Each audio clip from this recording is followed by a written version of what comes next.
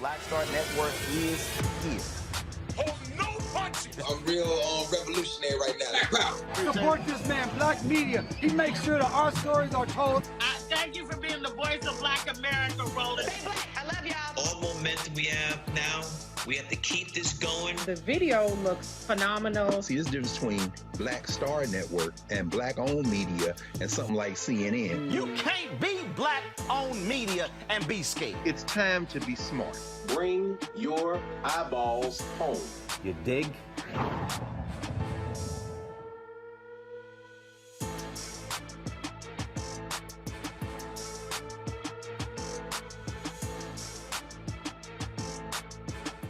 Today is Monday, January 31st, 2022. Coming up, Roland Martin Unfiltered on the Black Star Network. The mayor of Bridgeport, Connecticut has searched for suspended detectives involved in the Lawrence Smith Fields and Brenda Lee Rawls cases. We'll be joined by Darnell Cosland, who is the attorney for the Smithfields family, the Tennessee officer who fired the last two shots into the body of Landon Eastep. Well, folks, he has been stripped of his police powers. Could that mean there are charges on the way? We'll talk to the attorney who is representing Eastep's family here regarding the investigation. A federal judge denies a plea deal for the McMichaels, of course, the father and son who murdered Ahmaud Arbery. We're going to explain to you what the outcry was about from the family, but also the legal understanding of that plea deal.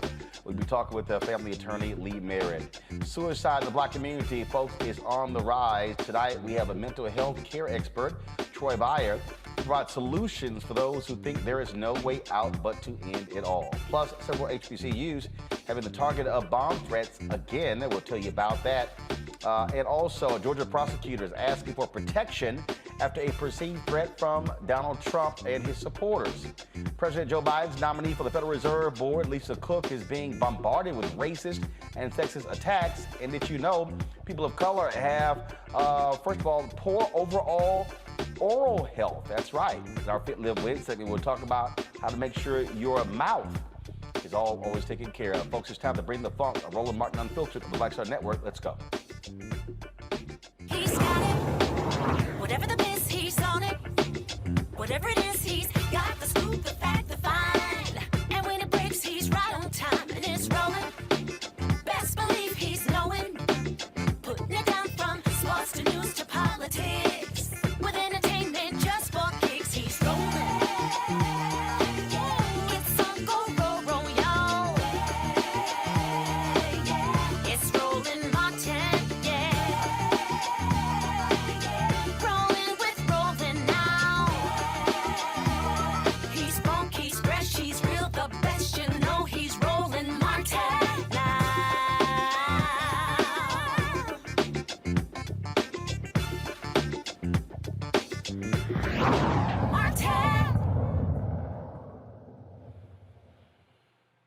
Folks, Bridgeport, Connecticut mayor, he has ordered two of the detectives involved in the Lawrence Smith Fields and Brenda Lee Rawls deaths to be placed on administrative leave. In a 2-minute video, Mayor Joe Garin addressed the cases, folks, and the neglect of Bridgeport police. I once again want to express my condolences to the families of Lawrence Smith Fields and also the family of Brenda Lee Rawls. After reviewing these matters even more closely, I've now directed Deputy Chief Baraha of the Bridgeport Police Department to immediately put on leave the two officers who are the subject of the Bridgeport Internal Affairs investigation and disciplinary action for their lack of sensitivity to the public and their failure to follow police procedure in the handling of these two matters. Let me be clear. Effective immediately, both Detective Llanos and Detective Cronin are suspended from duties and put on administrative leave from the Bridgeport Police Department until such time as the OIA investigation and disciplinary cases have been completed regarding Lawrence Smithfield's and Brenda Lee Rawls cases. The Bridgeport Police Department has high standards for officer sensitivity, especially in matters involving the death of a family member. It is an unaccepted failure if policies were not followed. to the families, friends, and all who care about human decency that should be shown in these situations, in this case by members of the police department. I'm very sorry. In addition, the officer who was in charge of overseeing these matters has retired from the department as of this past Friday. To again make it clear, both to members of the public and to the department, insensitivity, disrespect in action, or deviation from policy will not be tolerated by me or others in this administration. My disappointment and demand for accountability in these and all other matters brought to my attention will remain until all the questions are answered to the satisfaction of all.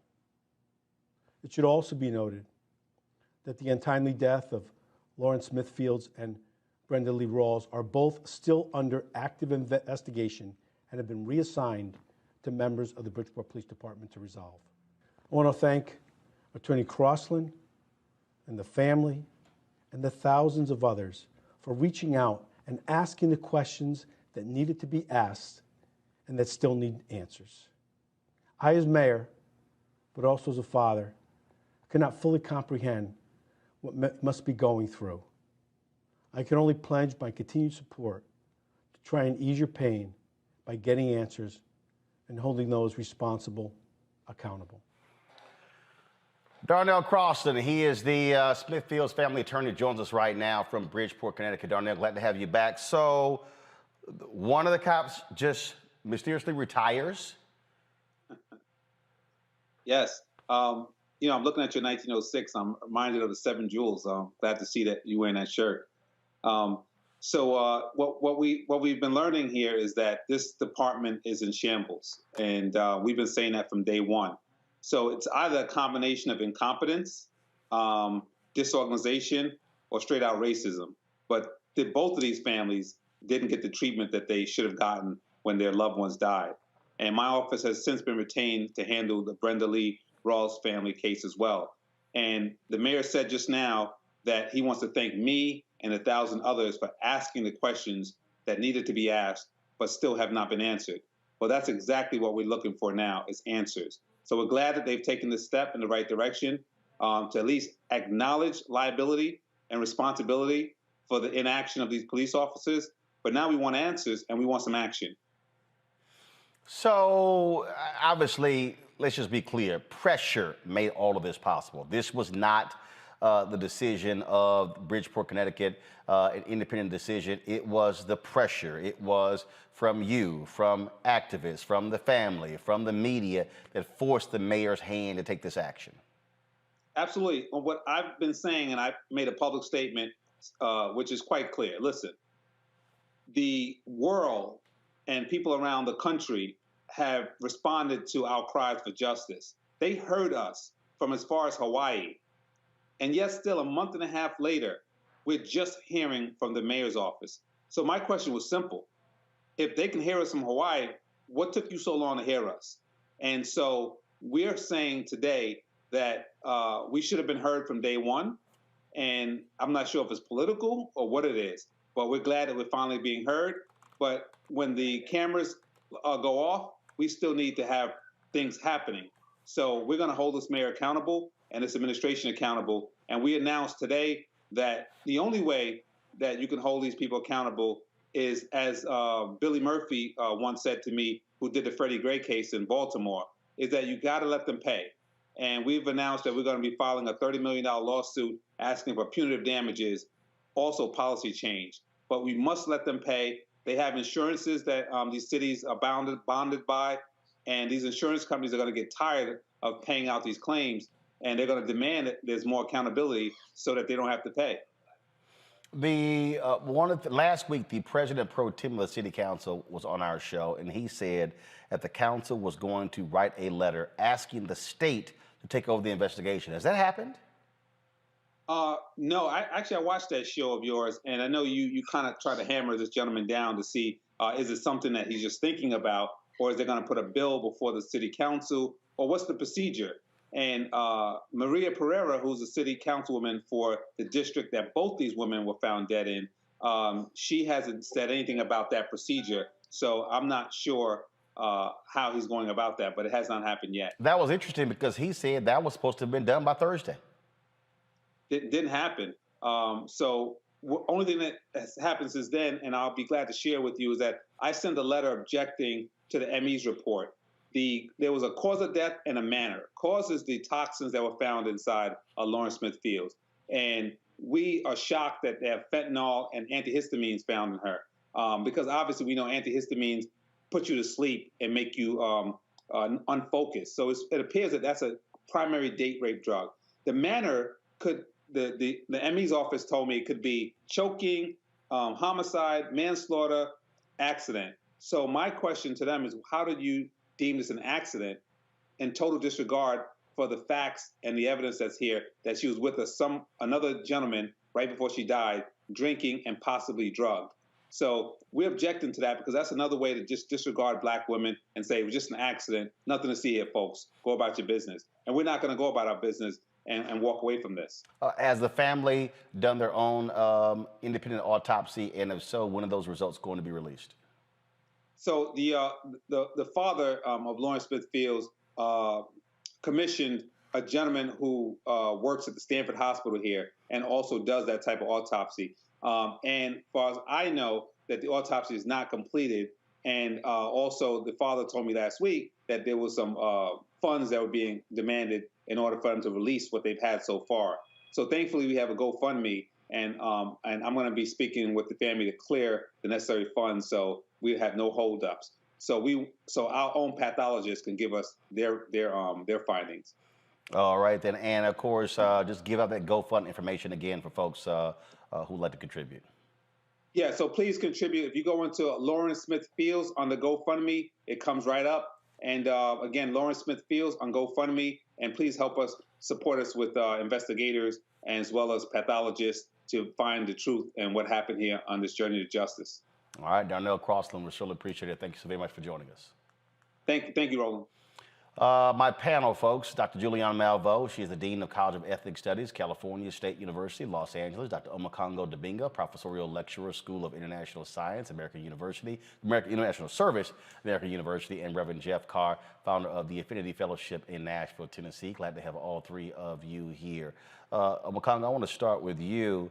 Whenever cities make these decisions, you're putting police officers, you're suspending them, you're trying to quiet the noise as much as you can, and it is abundantly clear they realize there are some serious screw-ups in this police department. Oh, most definitely. And one of the people, we wouldn't expect you to add to that list of people who've been calling out what's going on is you, Roland. I mean, every night you're hitting this hard, and you brought it to probably more attention than anybody else.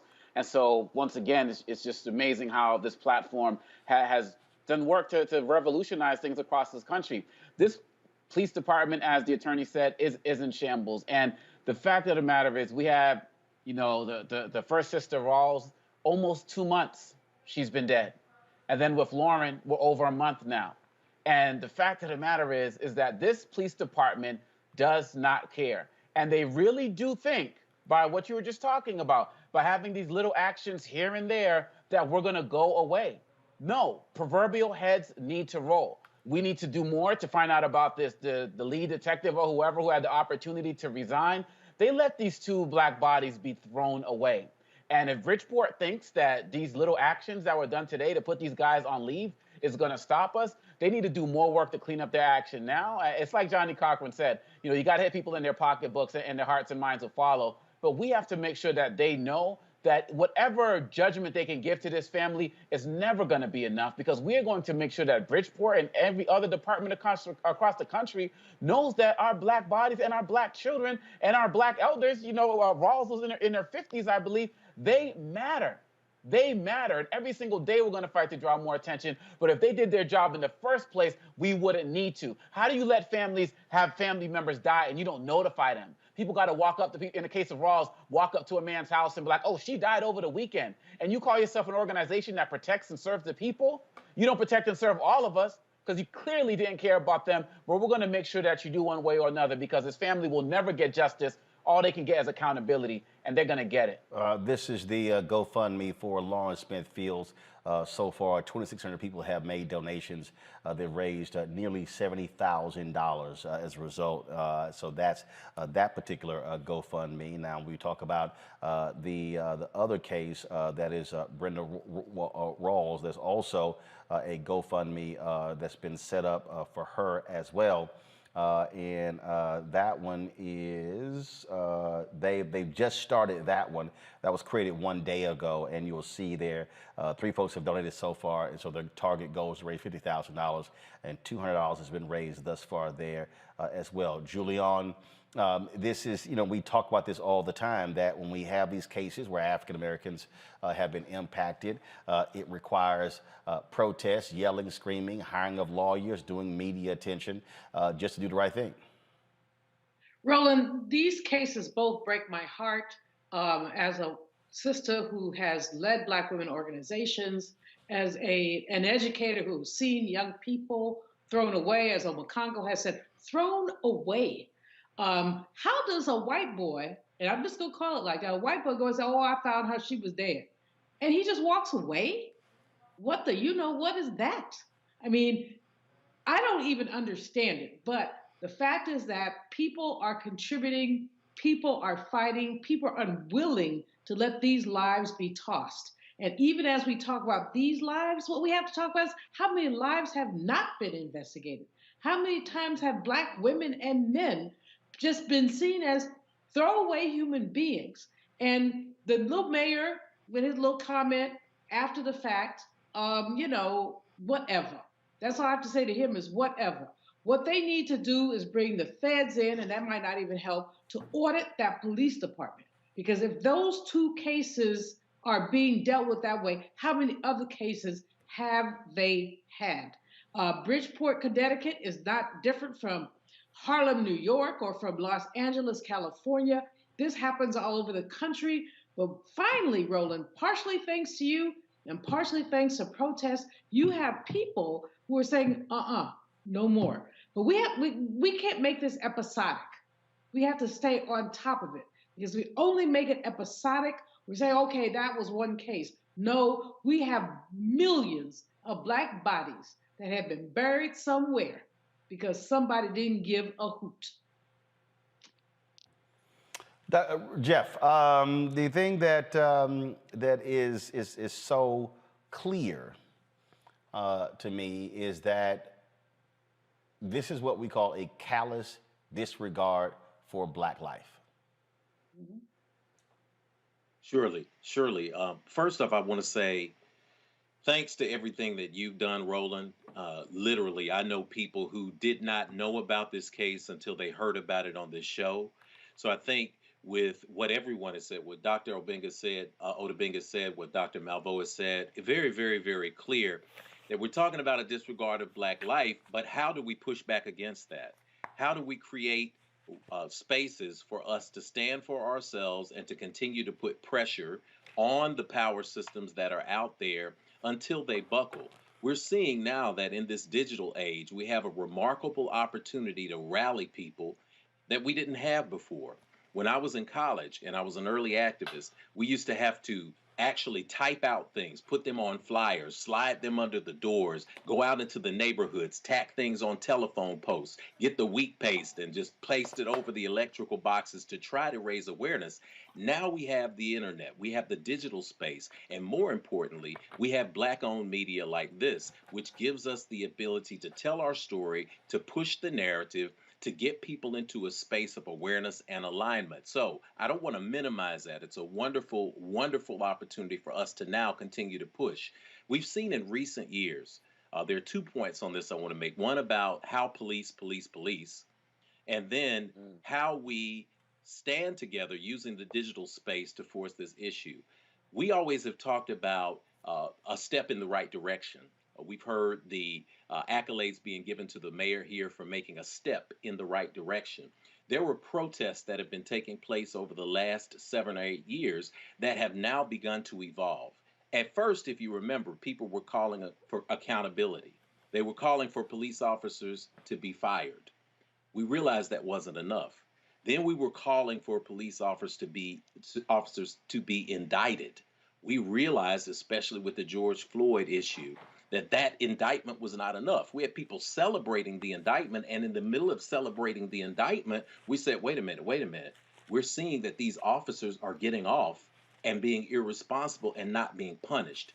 Now we're talking about from the beginning to the end, firing, conviction, putting in prison, putting in jail, and on top of that now, we're paying for it. In this circumstance and situation, I'm not sure that there is any relief by bringing in the feds. In the state of Tennessee, which we'll discuss a little bit later, there are issues with the policing.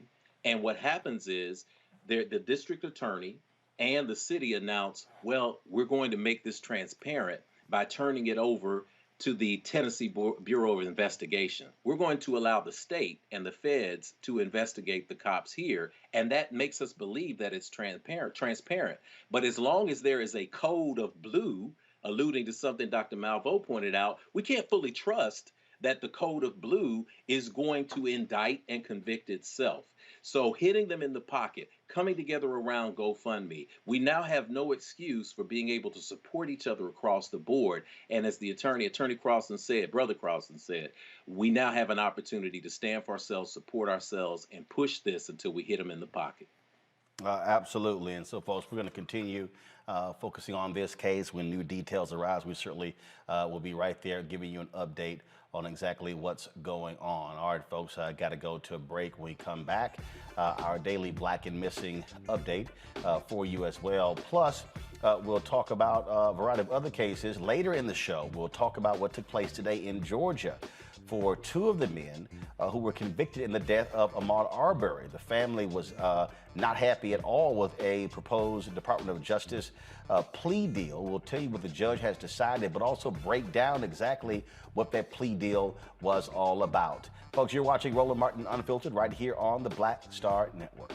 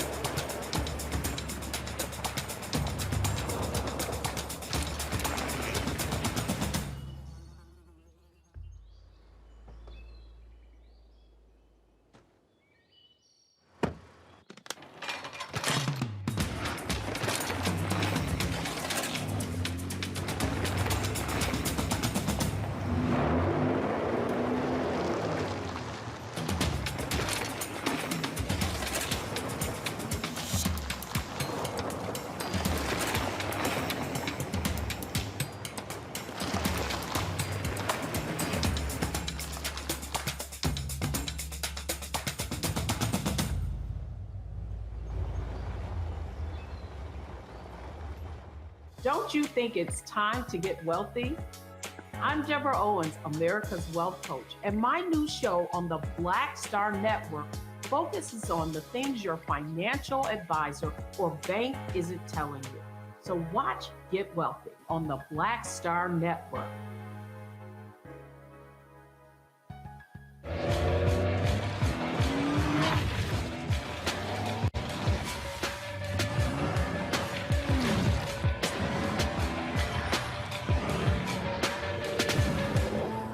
Pull up a chair, take your seat.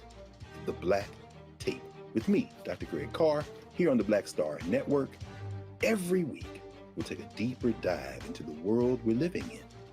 Join the conversation only on the Black Star Network. Hi, this is Essence Atkins. Hey, I'm Deion Cole from Blackish. Hey everybody, this is your man Fred Hammond, and you're watching Roland Martin, my man, Unfiltered.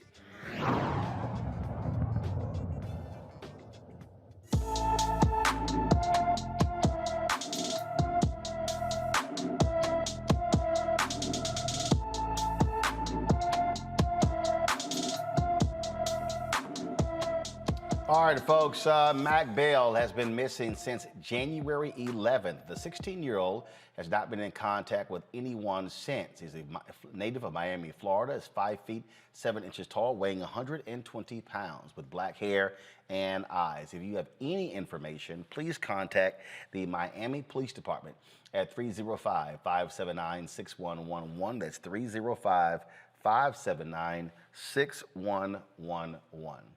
The family of a man killed by police in Florida the day after Christmas demands answers from police about what took place. Titusville police killed James Lowry after being called for a woman being assaulted. The family's attorney, Benjamin Crump and Natalie Jackson, say police have ignored their request for the 911 call and body camera footage. Instead, the family received 22 pages of blacked out information from the police.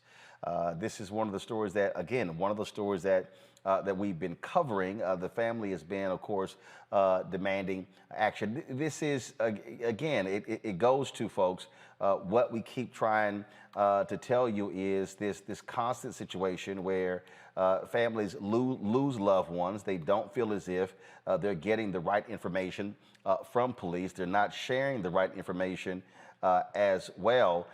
This here was a news conference that took place January 28th, 3 days ago, where family members spoke to the news media. I'm going to try to play this in just a second. Where family members spoke to the media, trying to get trying to get answers. And so, as we said, Ben Crump as well as Natalie Jackson. Now she worked also on the Trayvon Martin case with Ben Crump, representing this family. I'm going to have this in a second. But it just sort of just continues. City after city after city, we see these type of stories and how they negatively affect us. And so let's see if I can pull this up right now. So let's see. Here we go. James Lowry's family emotionally calling for the release of more information on the 40-year-old's death. The family in agony since the night after Christmas, when Titusville police say an officer responding to a domestic violence call spotted a man who police say matched the suspect's description. Next, police say that man ran from the officer and then got in a fight with the officer when that officer shot him. Shot fired. Do you have a location for the DSW for medical? I'm not sure right now. We just got blood. It looks like it might be a headshot. Police say the FDLE continues its excessive force investigation. James Lowry, life matters. Meanwhile, attorneys Ben Crump and Natalie Jackson say they're filing a public records lawsuit after police rejected their request to get a hold of body camera video, 911 audio, and police reports. This is what we got, 22 pages of blank record. Unbelievable. Chief John Lau responds, all evidence will be shared and police will meet with reporters for the first time when the investigation is complete.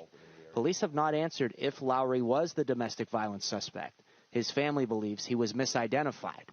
Police did not provide a time frame when the investigation might conclude. In Titusville, Brevard County, I'm James Sparvero, Getting Results News 6. So, again, that's a local news station. They did their report there. What jumps out at me here, Julian, is he matches the description. Now, people always go, why would you run? Because it's the cops in America. Here's what jumps out at the cops. Okay, so you got a call of a domestic violence situation. You see a guy, he takes off. Your reaction is to shoot? No, Roland, you match the description. Omakongo matches the description. Jeff matches the description. And if I were male, I would match the description. The fact is that any black person matches the description when they decide that to shoot first and ask questions later. This is the absurdity of where we are and how we live right now. They won't even acknowledge he probably was not the person who was involved in the domestic. He was probably just some dude walking down the street, minding his own business, and the police decided to murder him. And why would he not run? Hell, anybody would run. You know, you see the police coming, you gonna run. You don't want to be in that. You don't want to be bothered with that. I'm sorry that I'm so emotional But so many of these things keep happening, and it hits us in our souls time and time and time again. I mean, Richard Wright wrote years ago about when a shooting happened in one place, Black people all over the country felt it. And this is what's happening here.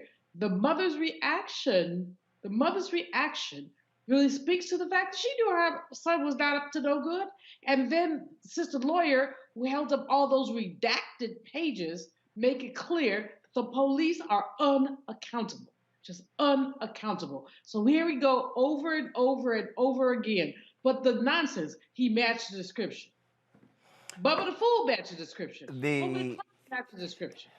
We always talk about, oftentimes with these cases, Jeff, and it's important that we do, your first reaction is to pull a gun out and start shooting. Somebody's running away from you, okay? Let's be clear. Police roll up. No crime has been established. So why are you shooting? This is what happens with the patter rollers. When we look at how we are defined in America, as Dr. Malvo said, we all fit the description. And don't get it twisted. I have a friend, I have a congregation that is made up of all sorts of people. You talk about races, ethnicities, orientations, genders, all of that. I have an associate who made a transition from the space of being a woman to the space of being a man. She's transgendered. And one of the biggest regrets she had was a huge apology. She said, I got stopped by the police and I recently transitioned. And I've been stopped by the police before, but I have never in my life been treated like this. They grabbed me from the car. They wouldn't listen to anything I had to say. And she was completely disturbed now about she said, I've heard the experiences that Black men have when they get pulled over. And I know it was real. I feel it was real. I felt it with my brothers, but I experienced it now, and it meant something different. When we say, what happens when somebody runs? You're thinking in your mind, I've been there. I'm a grown man, a fully grown man. And sometimes right, this case is why they ran, why they run. Right. You start thinking about it and you say, I got a better than 50% chance maybe to preserve my life. And you begin to think about, I'm just being honest here, you begin to think about your children. You begin to think about your family. You begin to think about the people in your community and the fact that based on someone's prejudgment of you, based on someone's preconceived notion, based on somebody else's blatant disregard, which is backed up by legalese that allows them to claim your life with impunity. And it makes you say, do I fight for this? Do I fight for my life? Because even if you tell me my life is not valuable, even if your system does not affirm me, I affirm enough of myself to say my life is valuable. My life is worth at least trying to fight for it so that I can walk away from this and deal with the legalese on the back end. When you think about how this plays out in our families, we have to understand one notion: domestic violence. Y'all know I talk about my family all the time. It's the backbone of everything that I am. My community is the backbone of everything that I am. I'm particularly sensitive to domestic violence. I've got an awesome wife. I've got a grown daughter and 2 little girls. And I guarantee you the sensitivity around domestic violence and the people that I pastor, it is there. It is 100%. We don't tolerate it. We don't support it. And yet still, domestic violence, guilty or not guilty, is not an executable defense. It's not an offense. It's not something that you should be killed for by someone who has now named themselves judge, jury, and executioner. This is the issue. It's not about sullying someone's reputation. It's not saying that we are, it's about street justice. We live in a society where we can no longer allow street justice to be the order of the day. And that's squarely what the issue is. Until we start talking about that, we're going to see this cycle continue. The dangerous place is you reach a tipping point where what happens when you are making that decision goes from I'm going to attempt to comply, I'm going to attempt to fight back, to when a number of people actually begin to fight back. And that it is at that tipping point call it the American Revolution, if you will, that people begin to say, I have a right to stand up and fight for my life, I think that's when we'll start seeing these things begin to shift in the other direction. You know, Makongo, we talk about this in terms of reactions. And again, why do people run? Because of this. They say, you know what? I got a better chance of outrunning. Because even when there have been examples, you take the case in Columbus, Ohio. I forgot the brother's name, where he was in his driveway. Cop pulls up. You know, he gets shot and killed. All he doing is just working on his car in his garage. So he's on his property. Yep. Cop rolls up, think he's pulling the gun out. It wasn't. He's shot and killed. I mean, this is the reality of being black in America when you're dealing with police. And America needs to, excuse me, America needs to really hear us right now. I mean, look at us. We're sitting here, all professionals, vast experience in everything that we do. And we're all talking about this experience in the same vein because we've all lived it personally. We've seen it with members of our family. Now imagine our brothers and sisters out there who may not have the same level of education or degrees, who might have like a misdemeanor or, you know, might have no access to be able to get other opportunities, and they also see the cops coming. Why and for what reason would they want to stick around? Because we have seen that when it comes down to what these cops do, I mean, Dr. Henry Louis Gates, you're getting arrested or approached for breaking into his own house. We understand that there is no degree, no profession, no amount of money that is going to protect you from this in any way, shape, or form. And this is another reason, Roland, why we need to make sure that we're putting up more pressure on Biden as it relates to the police reform, because even if there's not going to be the George Floyd Police Reform Act yet, because we're not giving up on that, he said that he was going to turn more of his actions for some of these executive orders and other things that he can do to start maybe creating things like police registries or putting these guys on blast in other way, shape, or form. Because we thought that after Trump left, maybe some of this stuff would subside. We thought after the insurrection, maybe some of this stuff would subside. We thought with Biden coming in and so many of these black appointees and all this, some of this stuff will subside.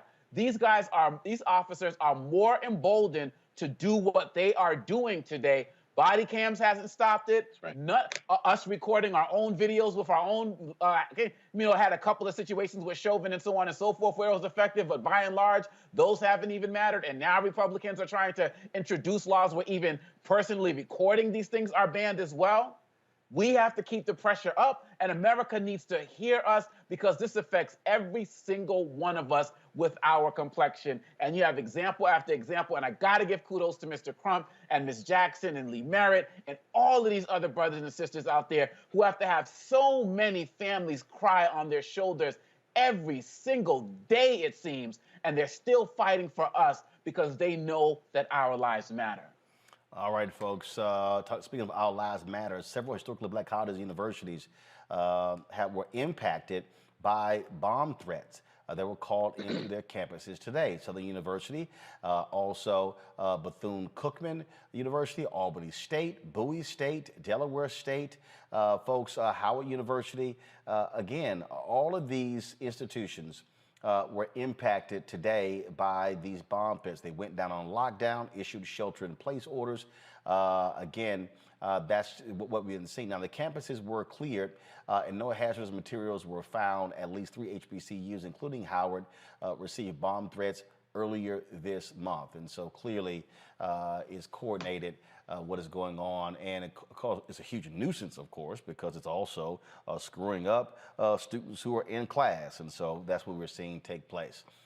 Folks, got to go to break. When we come back, we're going to tell you about a black woman, a brilliant economist who is being attacked. It's racist, it's sexist. Oh, because they don't want to see the first black woman on the Federal Reserve. Sounds familiar, huh? First black female vice president. Now you got the folks who are already attacking a black female Supreme Court justice who Biden ain't even nominated. I keep telling y'all, white fear is real in America. My book drops in September. You're watching Roland Martin Unfiltered on the Black Star Network. Don't forget to download our app on all platforms. Of course, you can do so. Apple phone, Android phone, Apple TV, Android TV, Roku, Amazon Fire TV, Xbox, as well as Samsung Smart TV. You want to do that so you can watch the new shows that we launched today. Deborah Owens' show launched today. We're going to be re-airing that right after today's show. Then, of course, we have with Dr. Greg Carr, also Dr. Jackie Hood Martin show, and also Faraji Muhammad's daily culture show. And, of course, the next edition of Rolling with Roland airs on Wednesday when we're talking with the acclaimed director, Bill Duke. You also want to support us, please, by joining our Bring the Funk fan club. Our goal is real simple, to get 20,000 of our fans contributing a minimum of $50 a year. That's $4.19 a month, 13 cents a day. Your resources makes it possible for us to do what we do. Last year, y'all were amazing. You contributed $827,000 to this show. I cannot tell you how important that is, because it is those resources that allow us to be able to move into this studio, be able to purchase these additional 6 robotic cameras, additional television, our set pieces to finish out the office. And so we've got some great things planned for you, including a trip to Liberia. I'll be leaving on February 11th, covering the 200 bicentennial. And so again, when you support us, we are able to continue to give you the kind of news coverage you're not going to find anywhere else. And so please do so. Cash App, $RM Unfiltered. Venmo is RM Unfiltered. PayPal is R Martin Unfiltered. Zelle is Roland at RolandSMartin.com.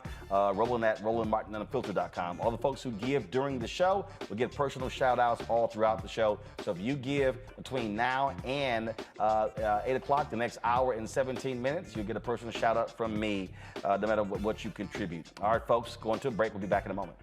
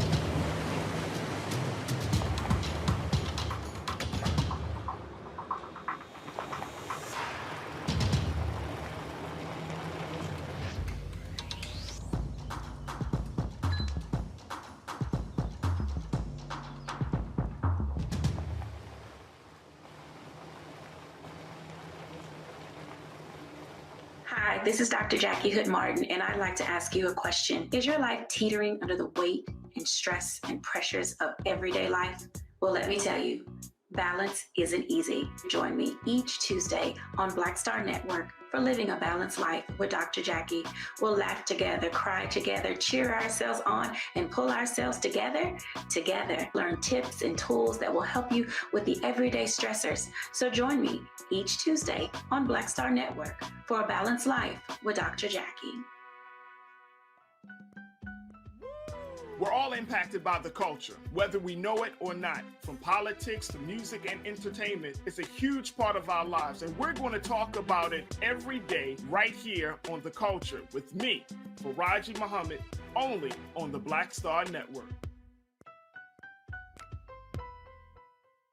I'm Bill Duke. This is Diala Riddle. What's up, y'all? I'm Will Packer. I'm Chrisette Michelle. Hi, I'm Chaley Rose, and you're watching Roland Martin Unfiltered.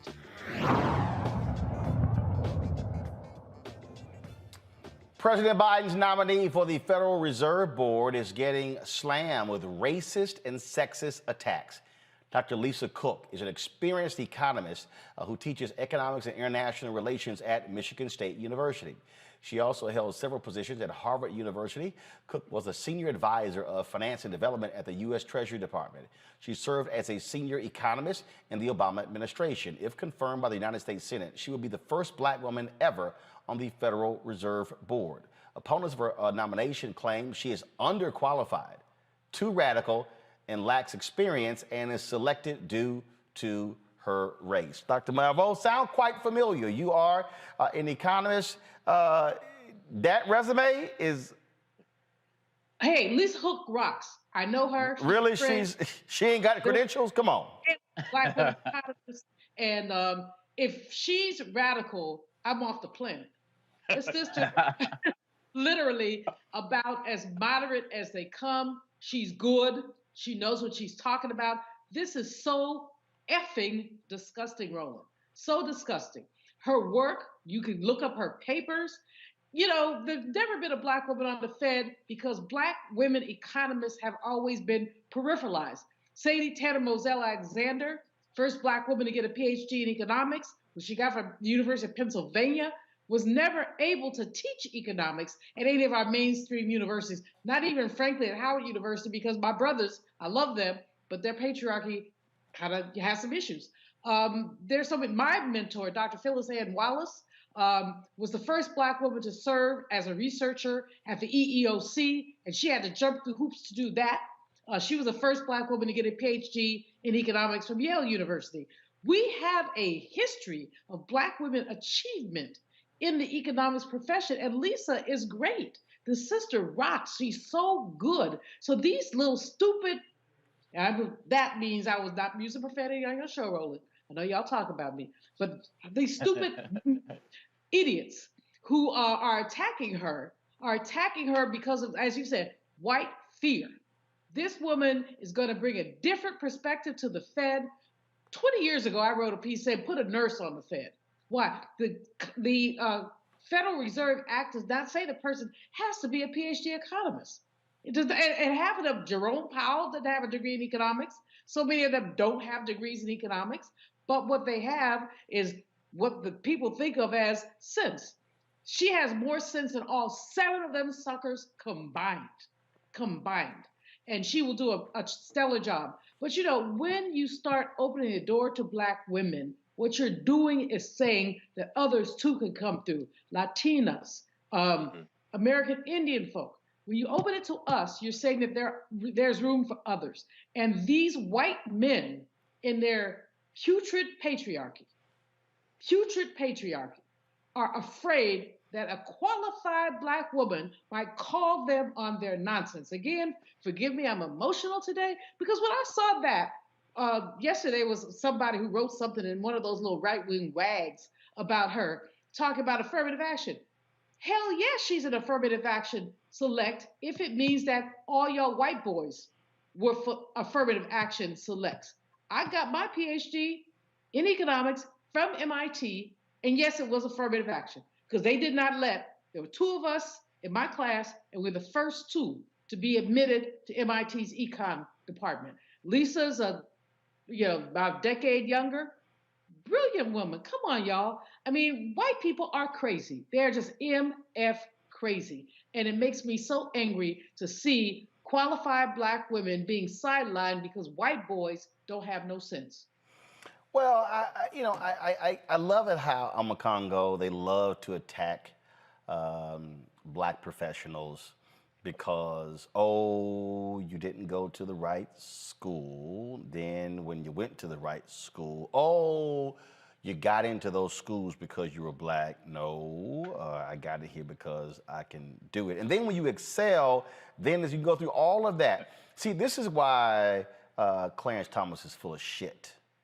This is why he is absolutely trash. See, because Clarence Thomas hates affirmative action, not realizing that it's a whole bunch of white folks walking around campuses who are only there because mama and daddy went there, because mama and daddy cut a check. Let's just be clear. Jared Kushner ain't smart. His daddy bought his way into Harvard.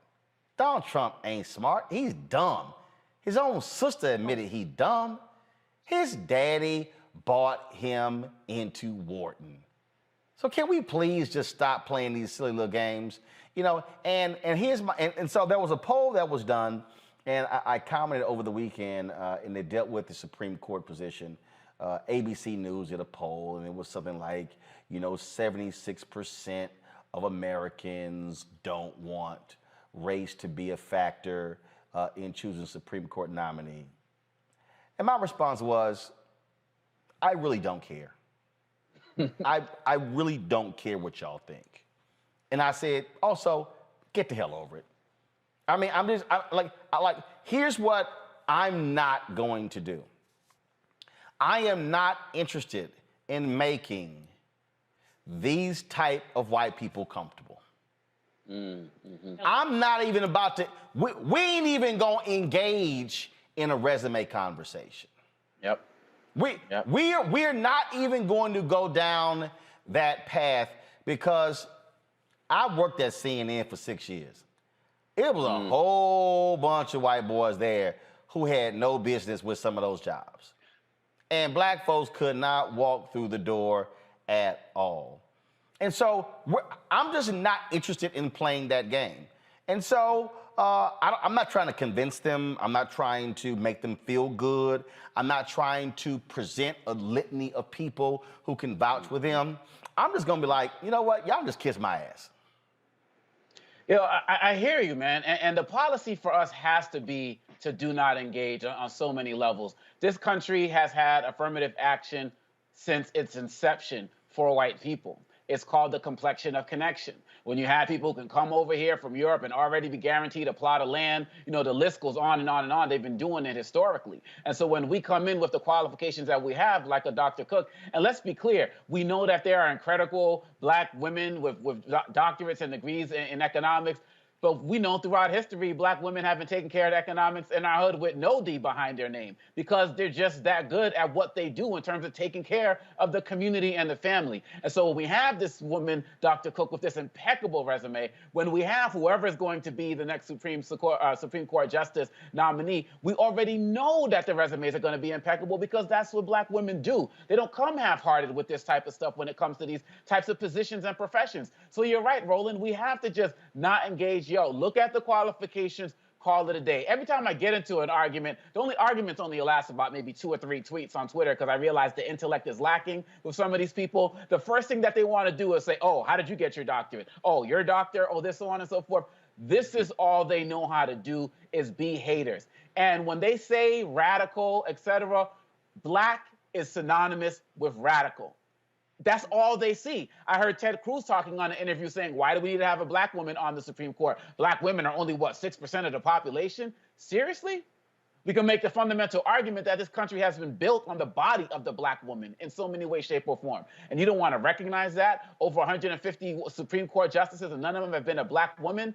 This is ridiculous, but we just have to stand up, stand proud, back our sisters when they get in these positions, back our brothers when they get in these positions, and once they're in there, just watch them shine and do their thing and keep propping them up. Because some of these guys who got issues with this black woman have no issues when President Reagan said he was going to nominate Sandra Day O'Connor to have a woman on the Supreme Court. Some of these guys are like, oh, my daughters are going to have people, someone they can look up to. The same thing with our sisters. So whoever the justice nominee is going to be, Dr. Cook, do your thing. We got your back as well. You're the bomb. And again, we don't got time to engage. Let's spend more time building up than trying to build down with all of these other haters out there. You know, the thing that I found to be interesting, Jeff, is I'm looking up something right now that, you know, you listen to these people, that point you made about Ted Cruz, when they love throwing up percentages. You know what? I was reading Will Haygood's book over the weekend, Showdown, about Thurgood Marshall. And when Justice Louis Brandeis, the first Jewish Supreme Court justice, was nominated, how it was very contentious. It really wasn't until the 50s where they actually were forced to appear before Congress. And so, but it was very contentious. So if that's Ted Cruz's argument, okay, explain to me why Jewish Americans represent almost 2.5% of the American population, but there have been 8 Jewish Supreme Court justices. See, that's the stupidity of a Ted Cruz, Jeff. It has nothing to do. So, oh, they're only this. Oh, so that's what now we're into. So there have been 108 out of 115 white males. So we're now actually into that, huh? See, that's the game they want to play. And that's why you have to say, I don't really give a damn what y'all think. Oh, surely. I don't. Surely. I think in general, we have to start acting with that mindset.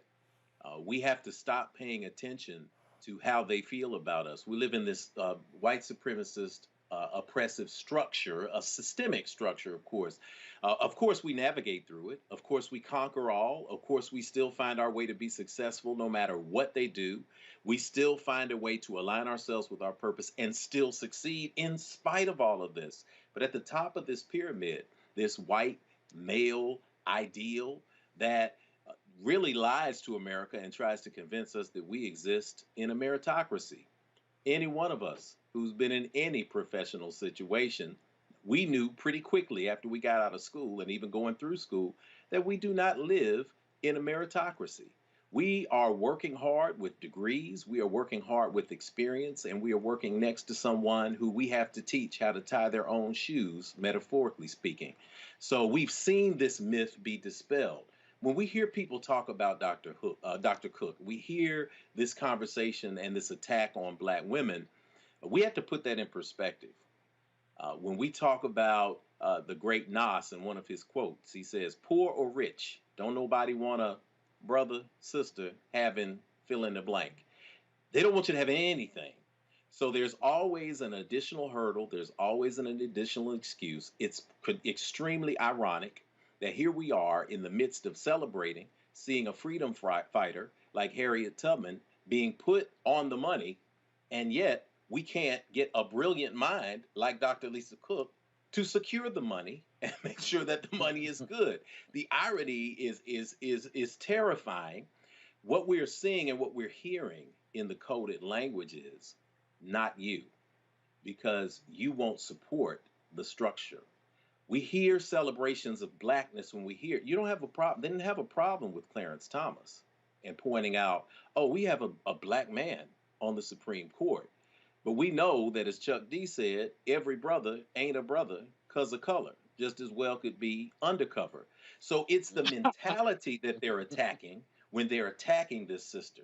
They're saying she's free, she's independent, she's smart enough to see through anything that we could put above her eye, we'll try to pull over her eyes. So it's that independence, it's that fierce understanding of accomplishments. It's that she has been through, pushing her way through a meritocracy that was not a meritocracy and still succeeded and still rose to the top and still remained an independent thinker. When we're talking about the Federal Reserve, we're talking about one question. Are you good with the money? Will you understand? Will you understand the issues? Will you be clear? She meets all of the qualifications. She checks all of the boxes. Angst can come when we don't have institutions and we're not managing institutions of our own. We find ourselves trapped within that pyramid, trying to race so that we're not caught at the bottom, that we're close to the top. In this case, as you said, we have to say, we don't care whether you think that she's qualified. We know she's qualified. She's ours, and we're going to do everything we can to support her and pay absolutely no attention to what you're saying. Julian, go ahead. Final comment.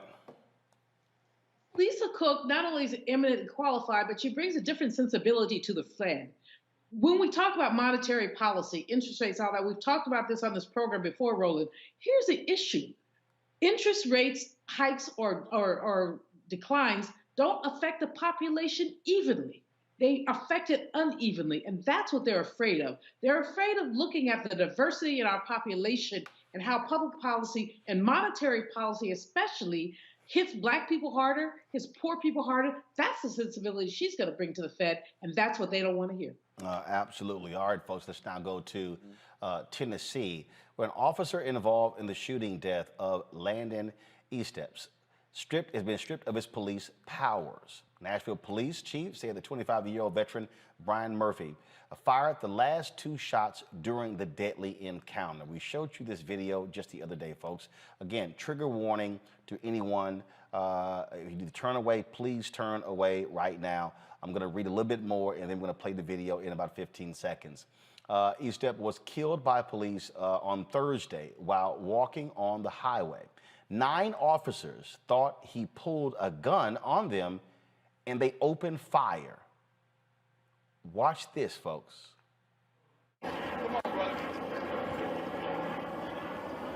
Please, Landon. Please. No. Landon. Cease fire! Cease fire! Please, Landon. Please. No.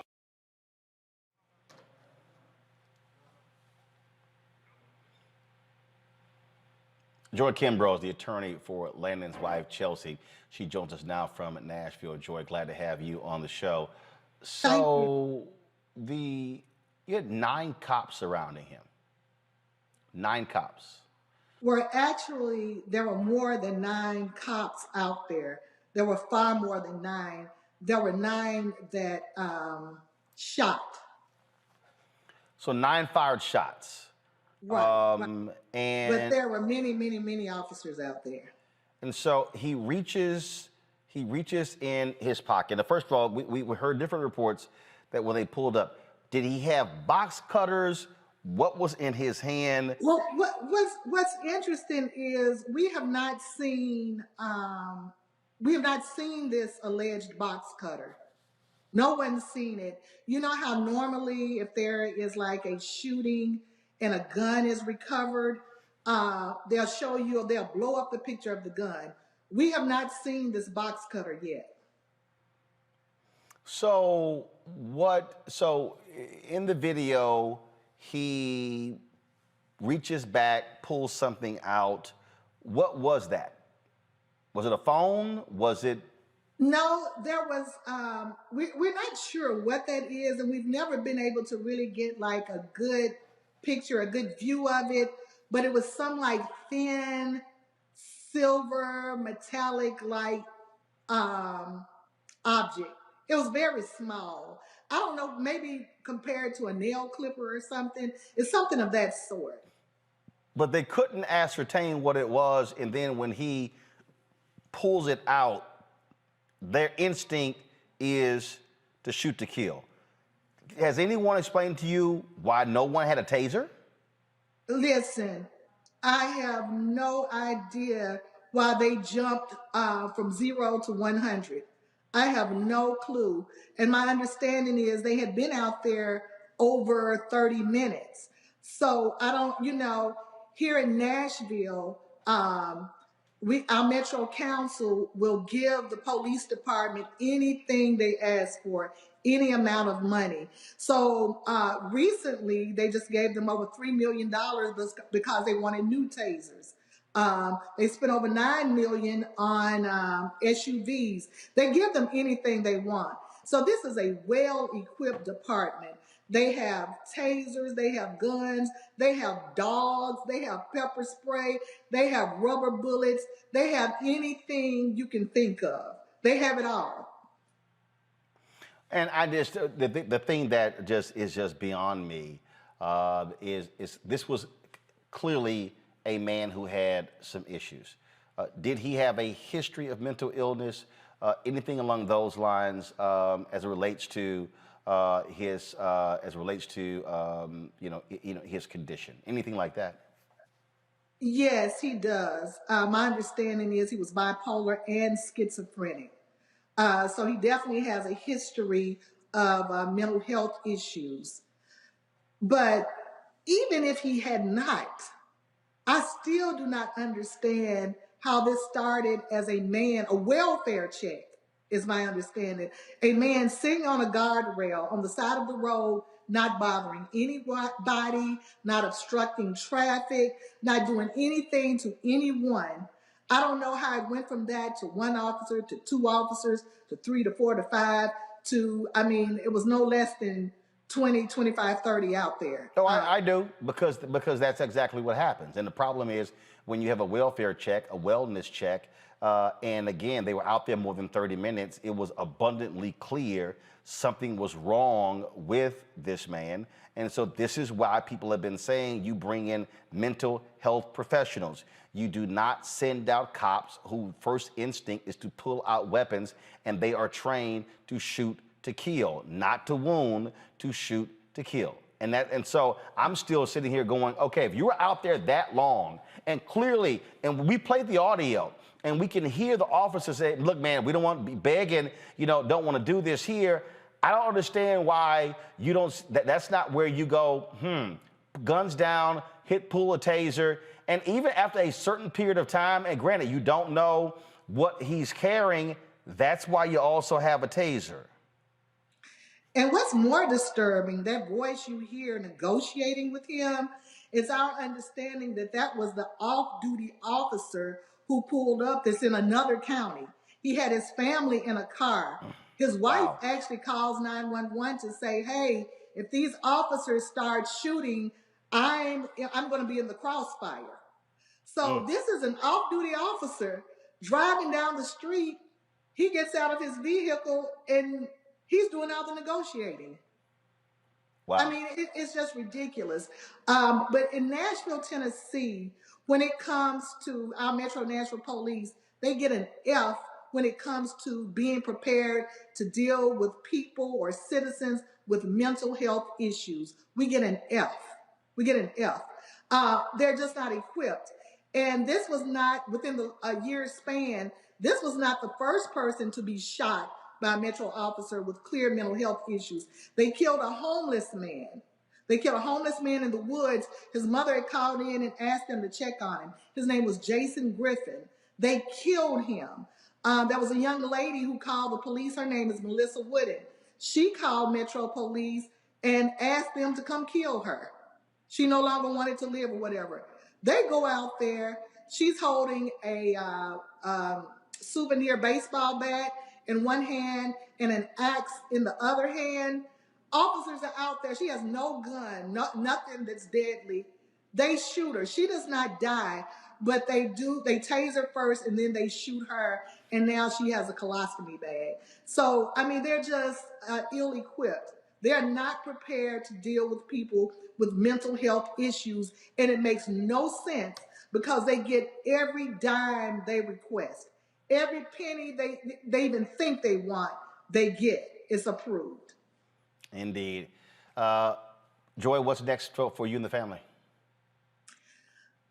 Next, his wife is going to have to have services.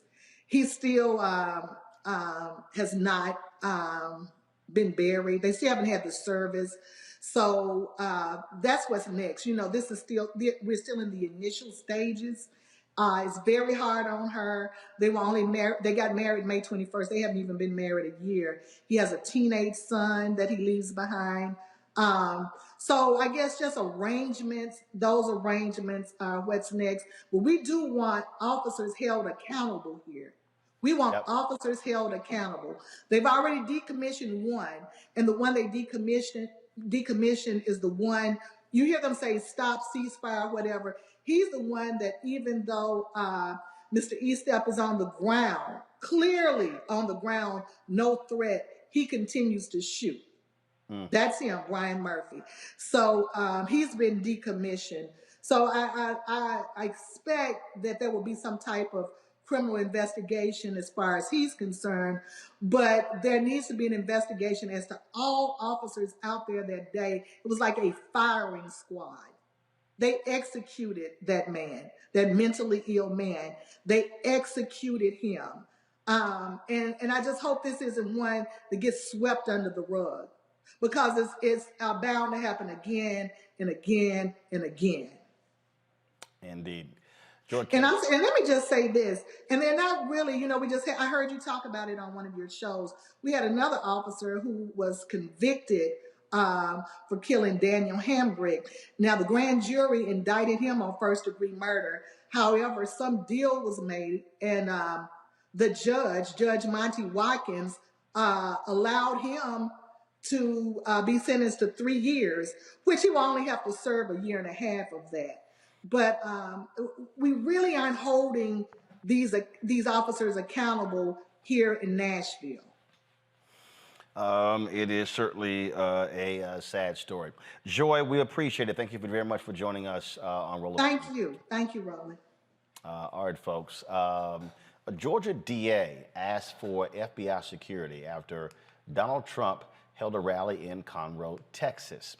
During his speech on Saturday, Trump railed against prosecutors investigating him, including Fulton County DA Fannie Willis. her office is looking into Trump's interference in the 2020 presidential elections there in Georgia. Trump urged his supporters to hold massive protests if anything illegal is discovered that he did. Listen to this idiot. If these radical, vicious, racist prosecutors do anything wrong or illegal, I hope we are going to have in this country the biggest protest we have ever had in Washington, D.C., in New York, in Atlanta, and elsewhere, because our country and our elections are corrupt. They're corrupt. New York Attorney General Letitia James and the Manhattan DA are also investigating Donald Trump's businesses. Willis wrote a letter to the FBI office in Atlanta asking for a risk assessment of buildings surrounding her office and the courthouse, the building where a grand jury will be seated to investigate election interference. This, Jeff, right here, shows you how evil, how sick and demented this idiot is. He has no regard for life, has no regard for anyone else, and frankly cannot be trusted at all. I hope these folks hurry the hell up and indict this thug. It's also noteworthy to point out that with all of those component parts, he's still quite popular, and he's very popular with his people, and he's popular with people who believe in him. I talked about one of the first, this was a couple of months back when I came on here, I talked about the difference between belief and fact. And if you can convince somebody to believe in something, in some noun, in some person, place, thing, or idea, they don't care what the facts are. So Trump is speaking loudly to his true believers. They're not interested in the rule of law. They're not interested in fairness, justice, and equality. They're not interested in equity. They're only interested in Trump, and they're interested in what he is promising to give to them, even though he never, ever delivers. He is speaking and using coded language that is working for him. It works for him. If you'll note, every time you listen to him speak, I'm going to give you a little tip to listen to it for. Listen to how he describes the country and listen to what he stresses. Our country, our elections. He's talking about white men, our America, make our country great again. It's direct coded language. It used to be coded language. Now it's just shop talk with the homeboys. So now he's saying, I am going to do whatever I want to do in this space as long as I have you behind me. People will give money. They will show up at the rallies. They will turn their hate into activism. So we have to be mindful that while, yes, he is shameless, while, yes, he is corrupt, while, yes, he is unqualified, he knows exactly who he's talking to. He knows how to push their buttons. He knows how to rally them. He knows how to charm them and to mobilize them.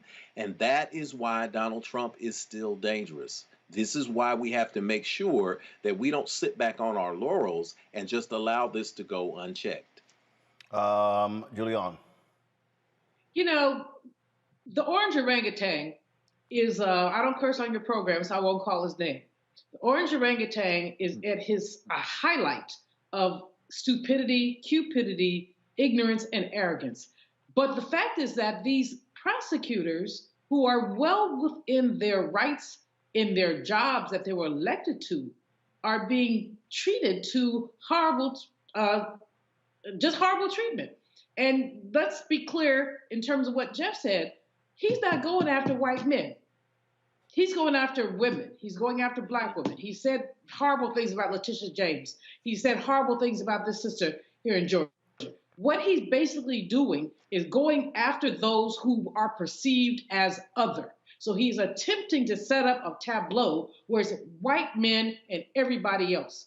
And there are white men who are, I can't even say that on the air. Even I can't say what I think of them on the air. Lymph, you know what, you know what's. But they are so threatened by the notion that they're going to be scrutinized that they're willing even to put their own mothers, daughters, sisters, and wives under the bus when these women are raising questions about what he is doing. He needs to not only be locked up, they need to put a straight jacket on him and tase his behind for 45 minutes or so before they put him up under the jail, because he's basically imperiling the life, liberty of just about everybody. It is disgusting. When you hear him, it's disgusting. Put a muzzle on his mouth or a sanitary napkin, for that matter. That will really freak him out. On Congo, these folks, they still listen to him, his rant and his ravings. And again, we saw what happened on January 6th. He can move these folks to violence. D.A. Willis was absolutely smart to do this.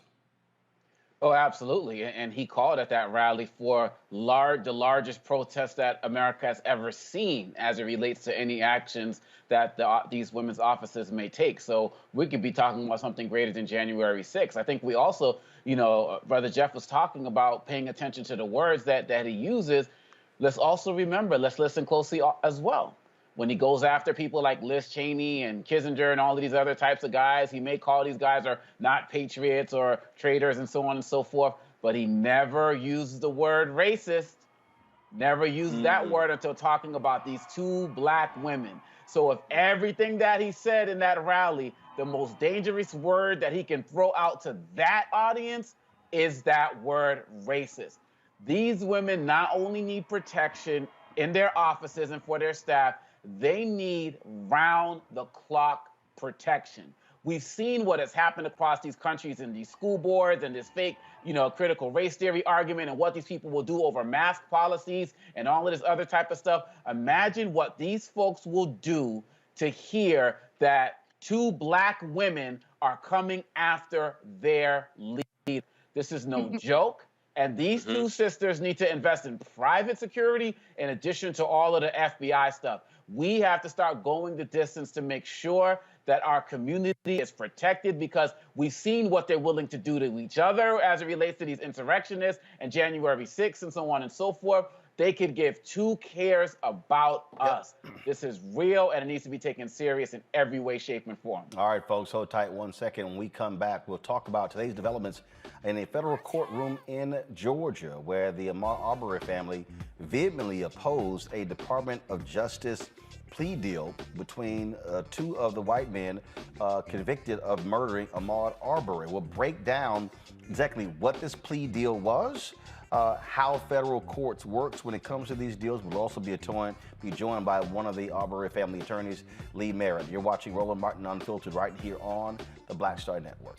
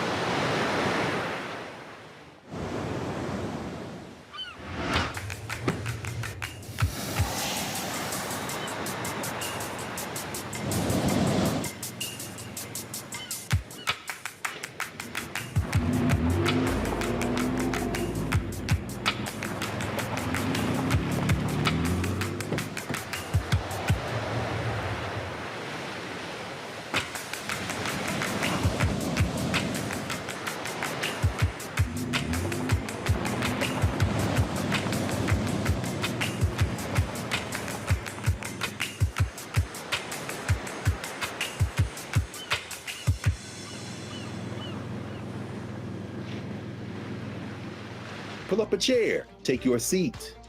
The Black Tape with me, Dr. Greg Carr, here on the Black Star Network.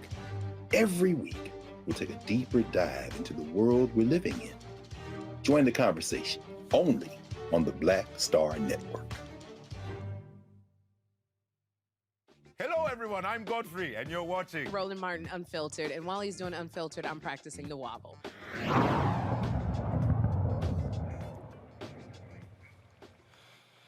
All right, folks, today in Georgia, a pretrial hearing took place for two of the white men who were convicted in state court of killing Ahmaud Arbery. This, of course, now the federal trial is supposed to start on Monday. That is, they're being tried for civil rights violations against Ahmaud Arbery. And so, as you already know, they were convicted, again, in state court, but this is now the federal court. Well, the issue today dealt with a Department of Justice plea deal that was worked out between them as well as the two defendants. Now, this is the plea deal right here. In this particular plea deal, they would be sent, they would get 30 years in federal prison.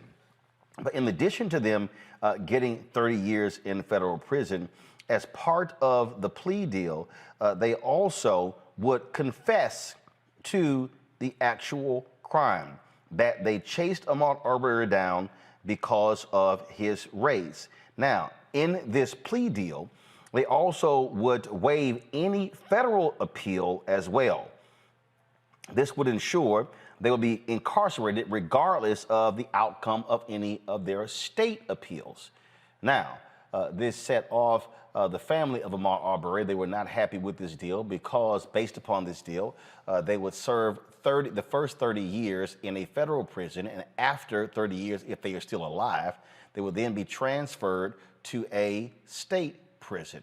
Again, this was for Travis McMichael and his father, Gregory. What the judge did not agree to the plea deal. Now, she agreed with the, I listened in on the call today, folks. She agreed with the 30-year sentence. She did not agree on the second part of the plea deal when it came to them serving the first 30 years in federal prison. As a result, she gave them an opportunity to withdraw their plea deal. Their attorneys asked for 48 hours to confer with their clients. She then said, well, you could come back tomorrow or you can come back Friday. They said, let's do Friday. She said, let me be clear, the trial begins on Monday. In the back and forth, the judge made clear she could sentence them to more than 30 years. She can sentence them to 30 years or sentence them to less than 30 years. And so that was the issue, Jared, there. Joining us right now is Lee Merritt, one of the attorneys for the Ahmaud Arbery family. Lee, you sent out a series of texts condemning this plea deal. Why is that? Why that response? Because this was the statement that was sent out after the judge's decision from the Assistant Attorney General Christian Clark, who leads the Civil Rights Division of the Department of Justice. Quote, we respect the court's decision to not accept the sentencing terms of the proposed plea and continue the hearing until Friday. The Justice Department takes seriously its obligation to confer with the Arbery family and their lawyers, both pursuant to the Crime Victim Rights Act and out of respect for the victim. Before signing the proposed agreement reflecting the defendant's confessions to federal hate crime charges, the Civil Rights Division consulted with the victim's attorneys. The Justice Department entered the plea agreement only after the victim's attorneys informed me that the family was not opposed to it. Your response to that? Kristen Clark, who has been a dear ally and friend in the Civil Rights Department, and even before she was there, did consult with us as attorneys, both I and Ben Crump. She did not talk to us about the condition of transfer from state custody into federal custody, and that's what the family was against. So what is the issue there? Because if they go to federal prison for 30 years, they're in prison. They're not getting out. And if they serve their time in a federal prison, then they're going to state prison. So what is the issue here? Them serving it in a Georgia state prison versus a federal prison? Well, as Kristen Clark will tell you, the Department of Justice is currently suing the state of Georgia because of the condition of their prisons. They're overcrowded, they have less funding, and comparatively, the federal prison would represent a lighter sentence, certainly so to the family. The family is convinced of that. And so they are not interested in any plea deal that makes that sentence primary. When you say a lighter sentence, what does that mean? How is it lighter if they're not getting less time in federal prison? No. So what I said was, if you consider the condition of the state prisons in Georgia, the fact that they're overcrowded, the fact that they're underfunded, the fact that safety would be an issue for these men.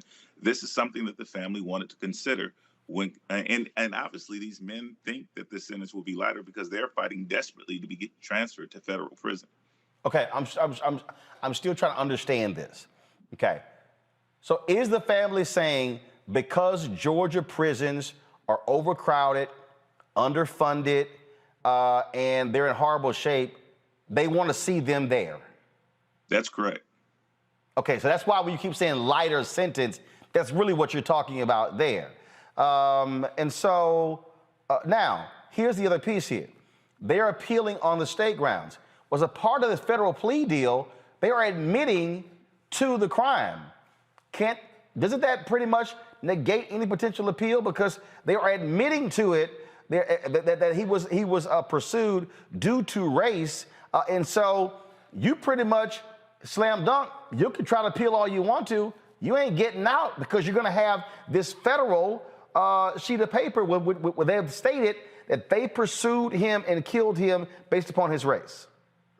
Absolutely. The terms of the confession where they admit to certain aspects of the crime. Now, mind you, mens rea, or the belief that they chased after Ahmaud because of his race, is not a factor in the crimes that they were convicted of at the state level. However, any confession is going to make an appeal more difficult. So, yeah, that would be one benefit to the plea.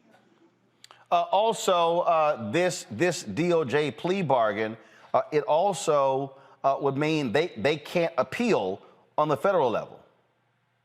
Right. They've waived their right to appeal as a part of the plea agreement. They could not appeal the plea agreement that they would have entered today. So what would the family be satisfied with? That is, they a plea on the federal level, but they serve it in the state prison instead of federal? The family is actually content with their sentence as it stands, life without the possibility of parole in Georgia state prisons. This is a cherry on top. So anything that would come along and modify the conditions that they've already accomplished in the state sentence, they would oppose. But here's the deal, though. Correct me if I'm wrong. When it comes to state, you have life without parole, but that's obviously on the state charge. You still have the federal charge. But one of the defendants does have the possibility of parole, correct? And he was not a part of this plea. Right. Mm-hmm. And that's William Roddy Bryan. That's correct. Okay. And so if that's the case, is the family then asking the feds to withdraw the case? Because, again, the judge has said the trial is going to start on Monday. So if they come back and say, hey, because, Judge, you didn't accept it, we're not going to accept this. Let's say this thing moves to trial. Okay, it goes to trial. Let's say they are convicted. The reality is, I've talked to different lawyers who say, in a lot of times, when you have somebody convicted in state and federal, a lot of times the federal supersedes the state and they serve time there first. So even if the trial moves forward, there's no guarantee that if they're convicted, they don't serve initially in federal prison. So this is certainly a condition that we spoke with Kristen Clark about.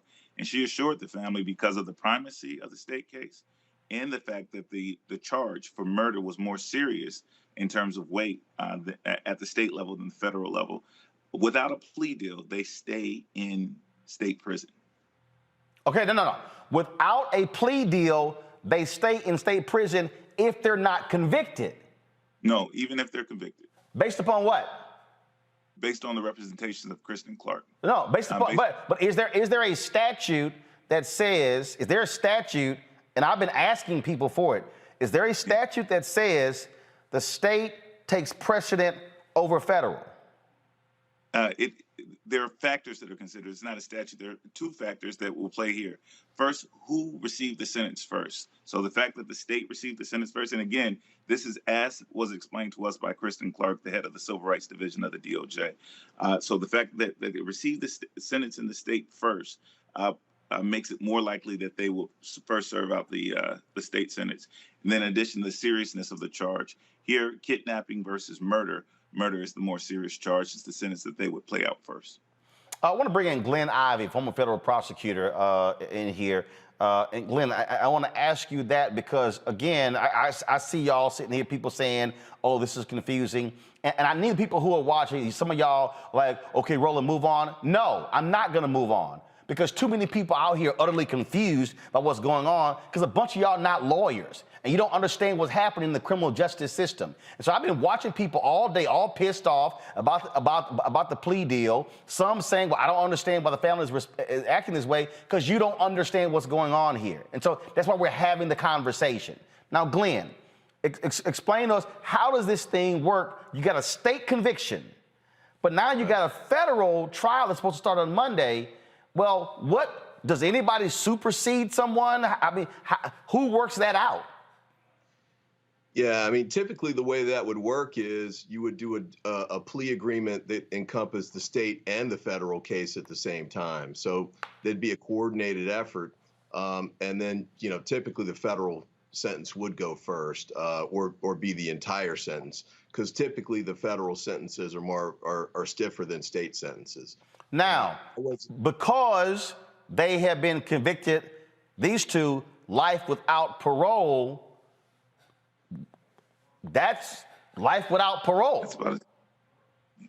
Yeah, I mean, I guess the feds, that they don't have a sentence that's going to supersede that from the standpoint of a term of incarceration. So you would think, as counsel just explained, and that he got representations from the Department of Justice that the state sentence could supersede that, and that would be the one that would be served first. But it is a little unusual for it to happen that way, I must say. So you're saying in most cases, like in many cases, federal is served first? Yeah, not only that, in most cases, the federal case would be the one that would drive the whole penalty. And what happened here, Lee, there was back and forth between the state and the federal, and the federal folks said to state, you go first. You prosecute them first. That's right. And there was a plea deal offered before the state entered their sentence, you may recall. And in that case, hold on 1 second. When you say there was a plea deal offered, by whom? State or federal?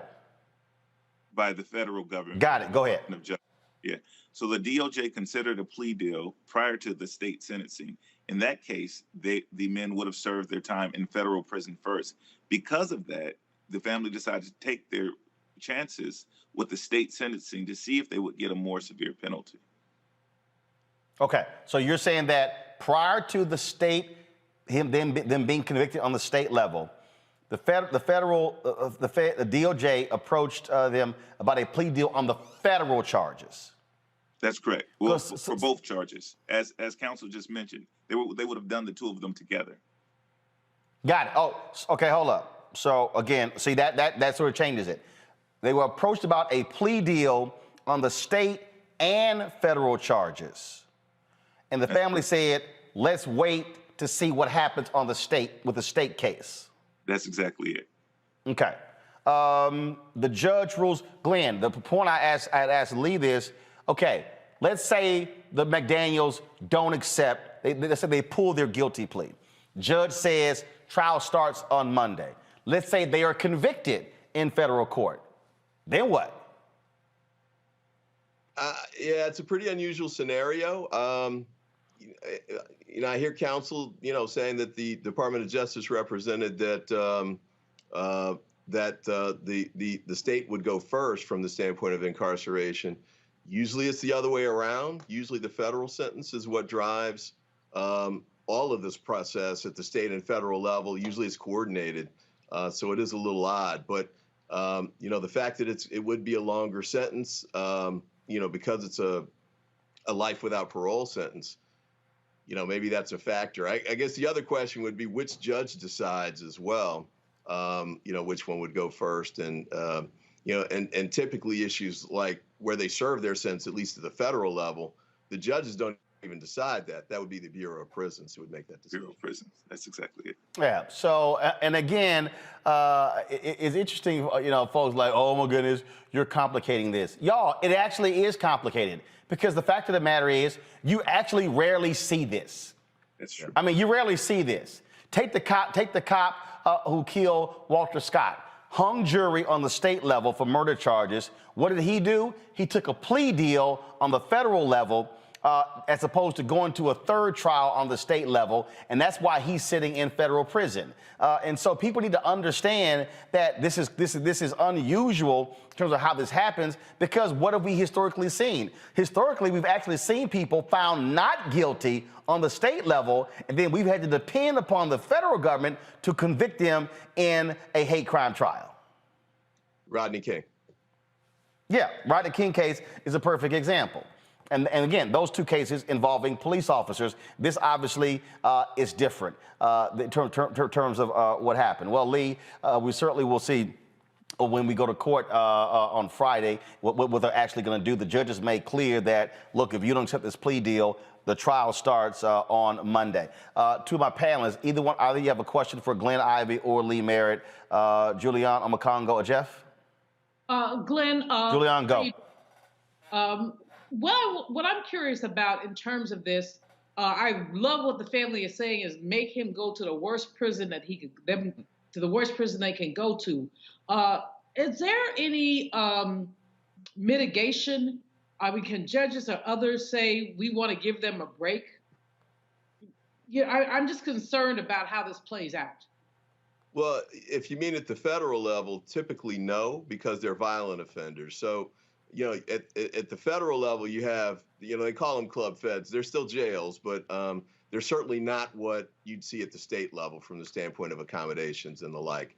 But you also have the Supermax case, jails there too, where, the Unabomber is held and the Al-Qaeda suspects are held and, that crowd too. And that's 23 hours of solitary confinement day after day. In fact, human rights violations have been raised about that particular prison in Colorado. So, the family has a right to push for what it wants, and they're probably right that the state, if I'm hearing counsel right, sounds like the situation in Georgia jails is especially bad. But there's some tough jails in the federal complex of jails as well. So. Well, I got this text, Lee, and I would like someone hit me and they said, so are we now advocating for inhumane conditions in prisons? No, the inhumane conditions exist, and we have lawsuits filed against Georgia state prisons concerning their conditions. However, why should these men be the exception when so many Black and brown people are actually held in those deplorable conditions in the state of Georgia? Or why do these men get the less severe conditions while everyone else gets the worst of the worst? So I'll ask again, if the family then does not want this to be a possibility, are you going to ask the federal government to drop the federal charges against them?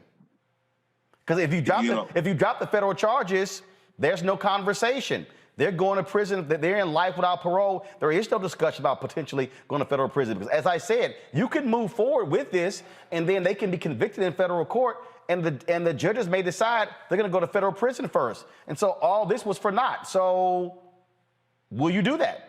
Yeah. Roland, it's funny that you say that, because in our conversations with the Department of Justice yesterday, Wanda Cooper Jones made it clear that her preference was, if there was a chance that these men would be transferred to federal prison as a result of their conviction, then take these charges and, I won't use the language she used, drop them. But that's up to the federal officials to decide whether they actually drop a case. That's correct. Jeff. Yeah, there are several issues here. I want to say thanks to Attorney Merritt and Attorney Ivey for really getting into the weeds with this issue. And like Brother Roland said, there are people out here who do not understand the complexities and the layers when it comes particularly to sentencing.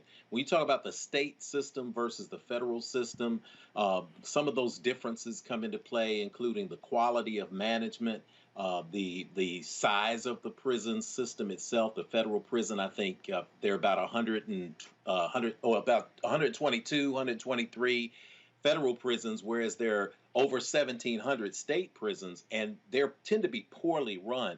Is this issue about, and this plea agreement that was rejected by Judge Wood, is this more about preferred imprisonment for these guys? They want to take their chances at the federal level as opposed to the horrendous conditions in Georgia? Yeah, it certainly comes down to the conditions of confinement.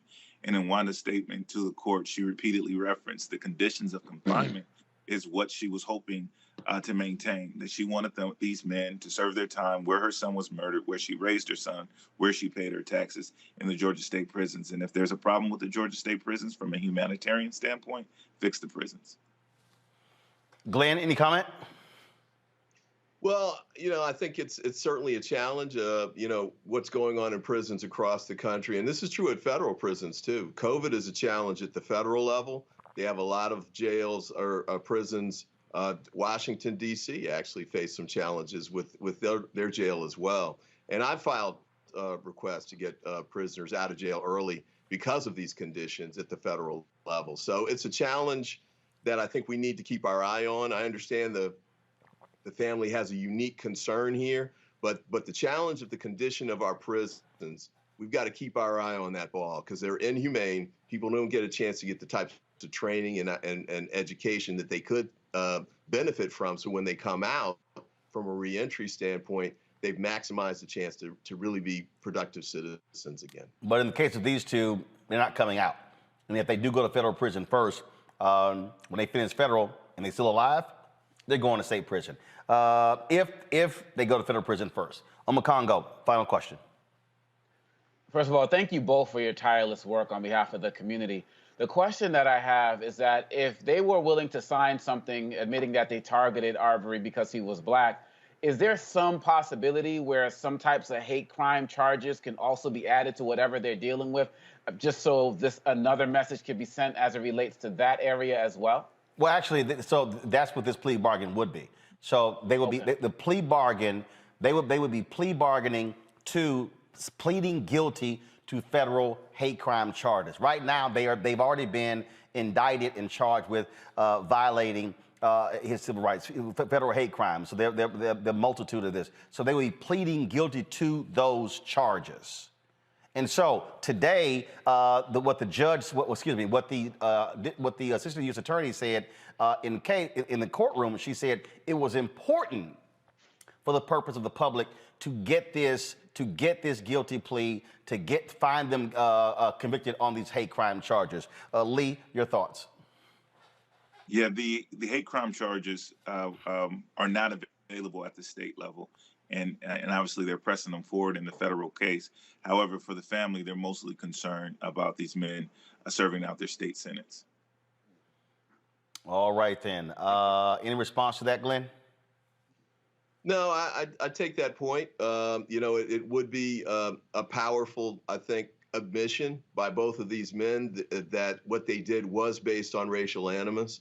And I think that would be an important message for the nation to hear, really the world. But I understand that the family has a different priority on this. All right, then. Lee Merritt, Glenn Ivey, gentlemen, I certainly appreciate it. Thanks a lot. Thank you. Thank you.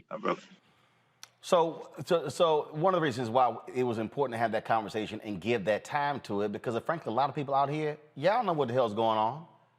Yep. Okay? Here's the deal for everybody out here who's whining. I see y'all in the chat room whining and running your mouths. Today's hearing, you couldn't record it. We couldn't air it. So unlike the state trial where you got to actually see for yourselves what was being discussed, federal cases aren't allowed. They don't allow that. They did allow a phone line to be available for those of us to listen in to hear the proceedings and then be able to report it. And so it's way too many people. I saw stuff all day today. I saw people, the DOJ is trash. Kristen Clark, what kind of black woman are you? Okay, this is the same black woman who was leading the Laws Committee for Civil Rights under law, who's out there fighting civil rights cases. So, folks, the reason we have shows like this, so you can understand the law, so you can understand what's happening here. This is a very unique case that we're dealing with here that rarely ever happens. And so it's too many, and let's be real clear. It's way too many black folks out here who are emotional on this whole deal, who are trashing other black folks who want to see them convicted. And so we have actually something that we rarely ever get. Justice on the state level and the federal level, because they've been convicted on the state level, and the plea bargain was to plead guilty on the federal level. And so versus sitting here yelling and complaining and why we having a conversation is to allow our black legal minds to explain to you what is going on so you understand what is going on and you're not running out here in a fog trying to figure it all out. And so again, the judge gave them till Friday for the McMichaels. Only one of them was in the courtroom today, folks, so that their lawyer said, can we confer with our clients? So Friday, when they come back to court, they will decide, or let the court know whether they have actually accepted the guilty plea. If they withdraw their guilty plea on Friday, the federal hate crimes trial for the McMichaels will begin on Monday in Georgia. And we'll tell you exactly what happens on Friday in this case. Folks, when we come back, a former beauty pageant queen commits suicide a couple of weeks after the 26-year-old son of Regina King does the exact same thing. We'll talk with an expert next about what is happening with African Americans in suicide, and we'll also later talk with a doctor about your oral health. We talk about mind, body, fitness. We talk about working out, your diet. But a lot of us have some serious problems in our mouths that could actually hurt us later in life. Folks, you're watching Roland Martin Unfiltered on the Black Star Network.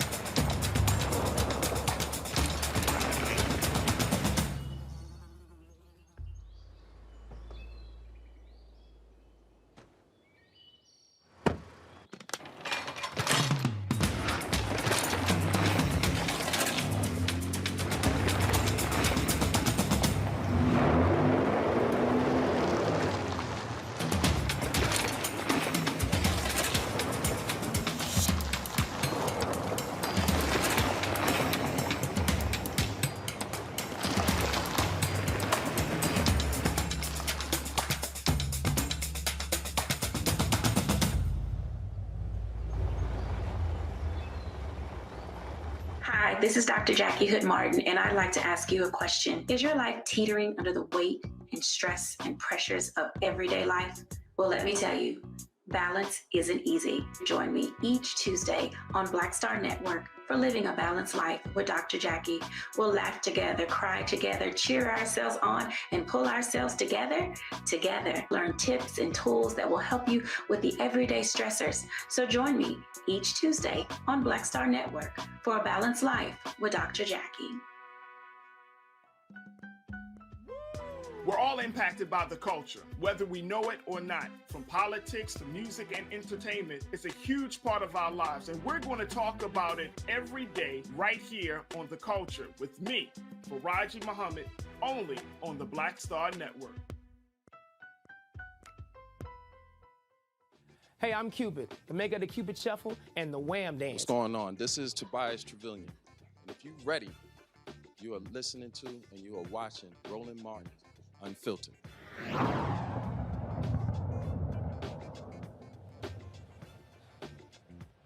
Folks, suicide is a significant issue in the United States, not just for black men, but also for black women.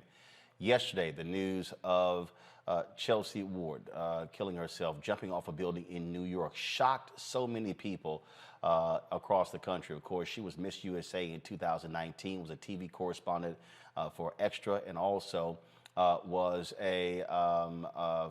also a local mayor in the D.C. suburb.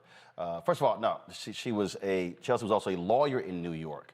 We also have the story of a mayor in Hyattsville, Maryland, who a week ago took his life, as well as the 26-year-old son of actress and director Regina King. His name was Eon Alexander. That was 2 days after his 26th birthday. And so to have these three cases in the last couple of weeks has been a shock to a lot of different people. In addition, I was watching a story where the voice of Charlie Brown, a 65-year-old gentleman, also took his life. The CDC conducted a study and found that black respondents had the highest percentage of suicidal ideation at 15% compared to whites and others. Also, 44% of blacks reported having more than one negative mental health symptom, while whites and others had 38% and 40%.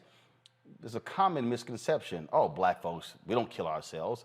But what we have seen over the past decade, we've seen a dramatic increase in the number of African Americans committing suicide. Troy Byer is a mental health expert. She joins us from Flagstaff, Arizona, to offer her insight. Many of you also know Troy from being an actor and director as well, but she has other pursuits beyond Hollywood. Troy, these, so many people, I've seen the comments, or people saying, I mean, here you have this beautiful, talented, vivacious 30-year-old black woman, television correspondent. She's an attorney living in a high-rise in New York. Why in the world would she take her own life? You got this, you see this, all the different salutes of Regina King's son, Eon. I mean, he was a chef and he was a DJ and doing great things, and just 2 days after his 26th birthday. But folks don't really understand the reality of depression that people go through in this world. Yeah. So what qualifies me to have this conversation with you is that I do have a doctorate in clinical psychology, and I am very well educated on this particular topic. And you said it right there, Roland, depression, right? So when a human being is depressed, they push backwards. They don't want to push forward.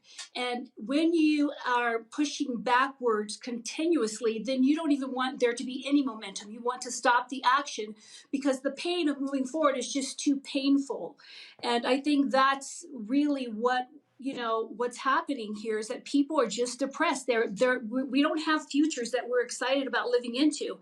Even though face value, it looks like this person has a great life or this person has a great life, what you see is not always the truth. We know that. Instagram teaches that every day. It lets us know that just because they're looking happy doesn't know doesn't speak to their authentic happiness. People are depressed. They're sad. They're scared. We're living in the most challenging times in the history of the world, as far as I'm concerned. And what's inspiring us to want to move forward?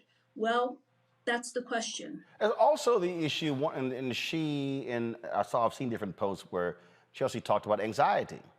Yes. And there are people who, again, they have significant bouts with that. It leads to panic attacks That's right. and things along those lines. And one of the things that I've talked to teachers and professors, the level of anxiety a lot of young folks have to succeed, the constant comparisons to siblings and other friends. You mentioned social media.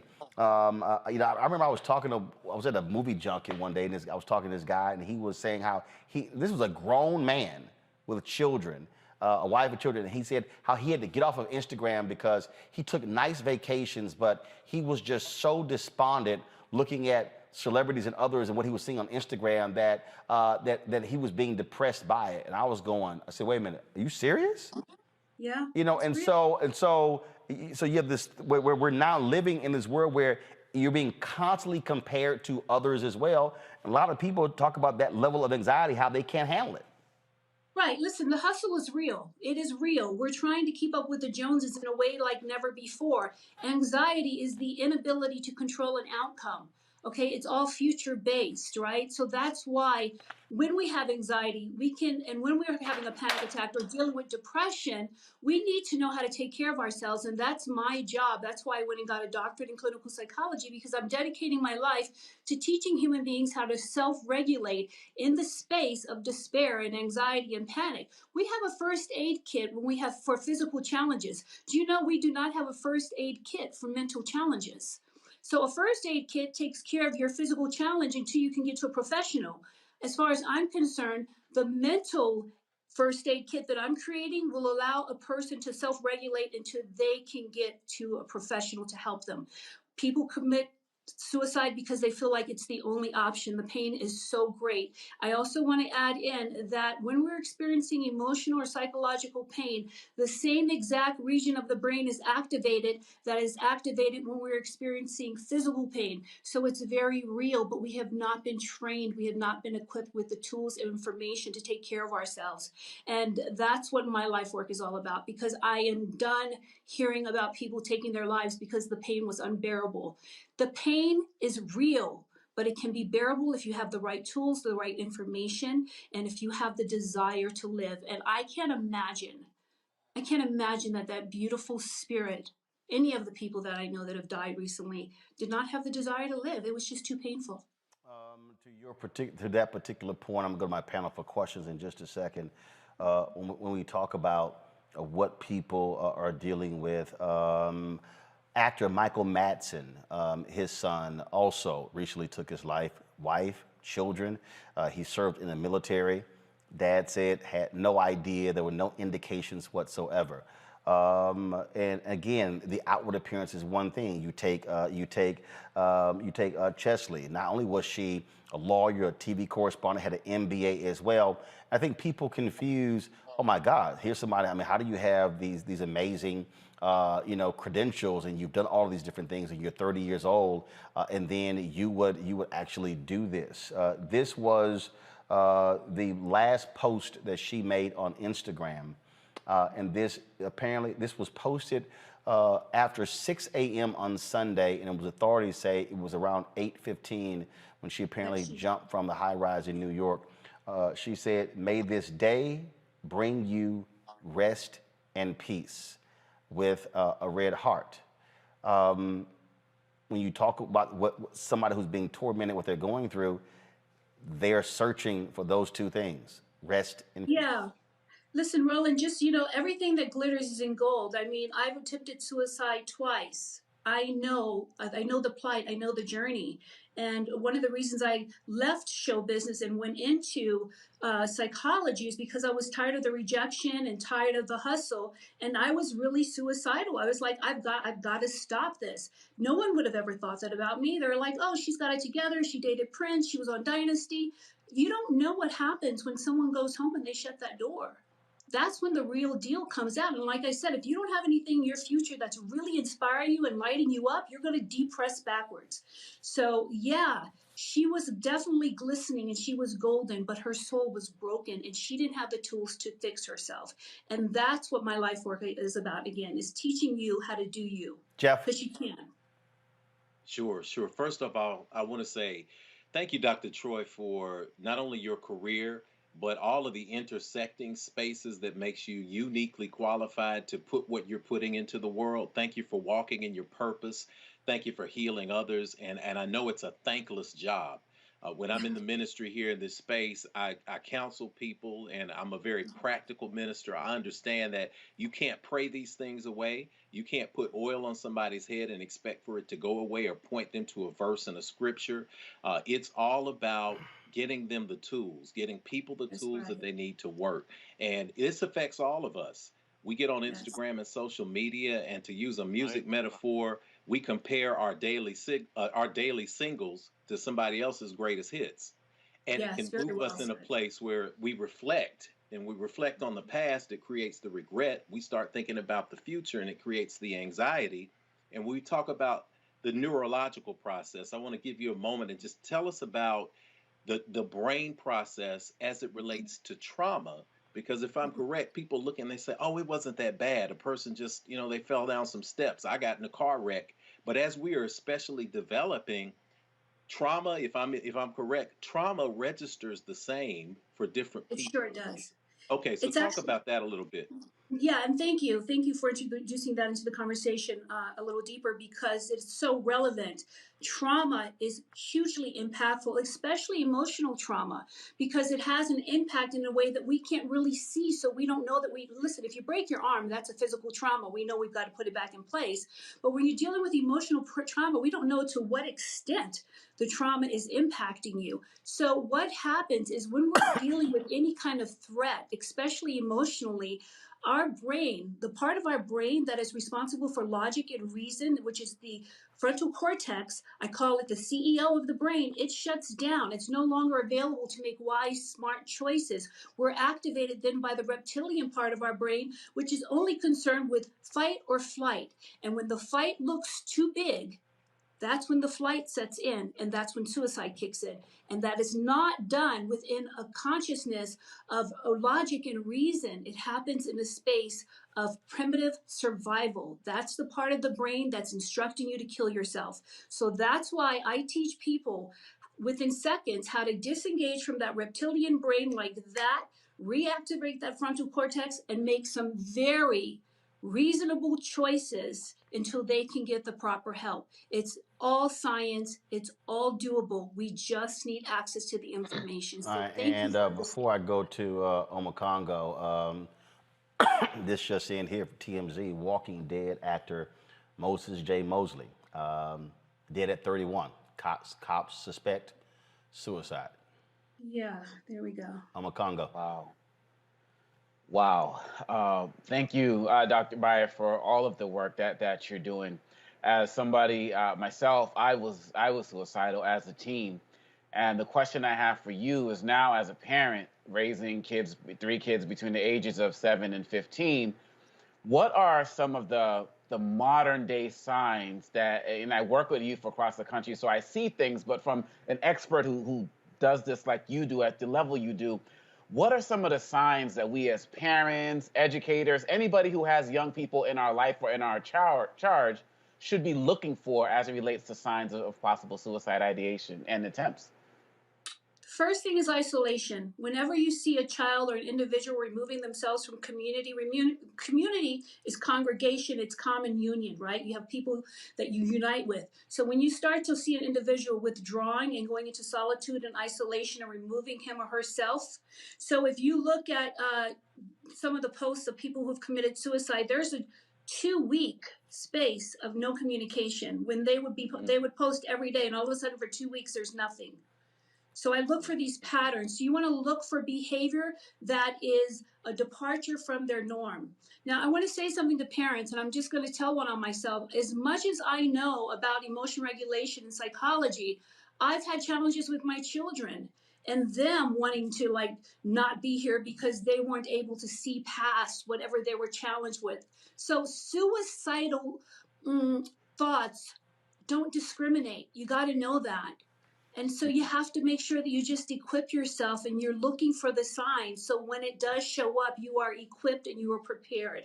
And on that point, when you mention that, literally, Chesley's last post was that morning on January 30th. Her previous post was January 17th. Yes, there's a definite pattern. You want to look for people who there's a very clear line in which they've started to engage in different behaviors. Julian. Dr. Bayer, first of all, thank you so much for your work. I think it's really important. We know that in the African-American community, suicides are up. We know that especially among African-American men, we're seeing more than we have seen perhaps in a decade or more. How can I put this? Dr. Martin Luther King was suicidal as a teenager. And this is something that people don't often talk about. He had depression his whole life. Yeah, he had depression. But as a teenager, he tried to kill himself twice at 13 years old. In the Black community, we don't really talk about mental fitness as much as we talk about physical fitness. And when people say they're depressed or whatever, oh, girl, you need to go talk to your pastor, something like that. How do we get the notion of mental fitness more conversational so that people who need help feel non-stigmatized when they seek it? That's fantastic. Thank you for asking that, because that's my complaint. We're so conscious of our physical challenges and our physical fitness, but when it comes to mental fitness, it's like, oh no, let's not talk about it because of the stigma attached, which is why I created Mindology Fitness. I make it fun, effective, and affordable. People come to my classes, they love it. It's all about having a great time. It can be fun. It can be cool, but it has to start as a community conversation that grows and to become just a normal conversation. We're like, oh yeah, you have a Mindology fitness coach, who's your coach, or whatever you want to call it. And another thing that I'm doing to rectify the challenge that you're saying is present in our community is every Wednesday on YouTube, I am doing free emotional remedy relief sessions. And I'm teaching people how to take care of themselves in a really fun and cool way. I'll give you an example. If you're dealing with anxiety, all you have to do is squeeze your ring finger. Put on some music and squeeze your ring finger. And within 2 minutes, your anxiety will be, I'd say 70% diminished. So I'm introducing really fun ways. Like you don't have to swallow a pill to heal anymore. Yes, maybe sometimes it's necessary, but if we can have fun and we can dance and make it cool and hip, why not? That's what I'm here to do. That's my purpose. That's what God gave me my breath to do, and that's what I'm doing. So thank you for pointing that out. Troy, how can folks find you and the work you're doing? Okay, so you can find me at mindologyfitness.com and mindologyfitness.com. Also, Dr. Troy Byer channel on YouTube. Please join me on Wednesdays. I am there for you. I will be teaching you all sorts of tools and techniques that are organic that you can do to shift your emotion, any one's emotion that you don't want to deal with, like that. All right, then. See, Troy, see that when you text your brother? Yeah, right? I love you, Roland. Yeah, she hit me today. She's like, I want to talk about this week. I'm like, how about tonight? You sure did. And there you go. Roland. Troy, thanks a lot. I appreciate it. Thank All right, you. folks, going to a quick break. We come back talking about your oral health. Get your mouth right. Some of y'all, don't be trying to turn. Don't be trying to flip right now. Y'all know y'all got some mouth problems. Trust me, it could be an indicator of a greater sickness in your body. We'll be joined next by another sister who's a doctor, dental doctor. You're watching Roland Martin Unfiltered on the Black Star Network.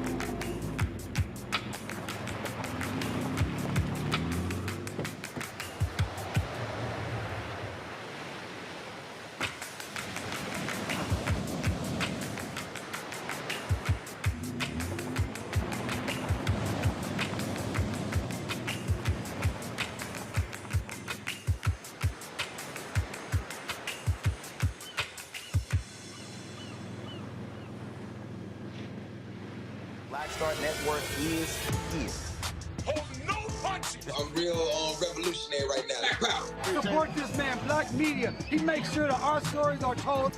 Thank you for being the voice of Black America, Roland. Stay black. I love y'all. All momentum we have now, we have to keep this going. The video looks phenomenal. See, this difference between Black Star Network and Black-owned media and something like CNN. You can't be Black-owned media and be scared. It's time to be smart. Bring your eyeballs home. You dig?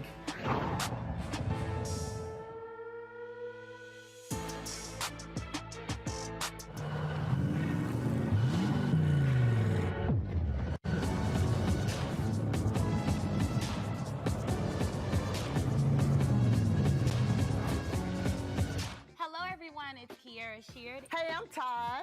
I'm Coco. And I'm Lily. And we're SWV. What's up, y'all? It's Ryan Destiny, and you're watching Roland Martin Unfiltered.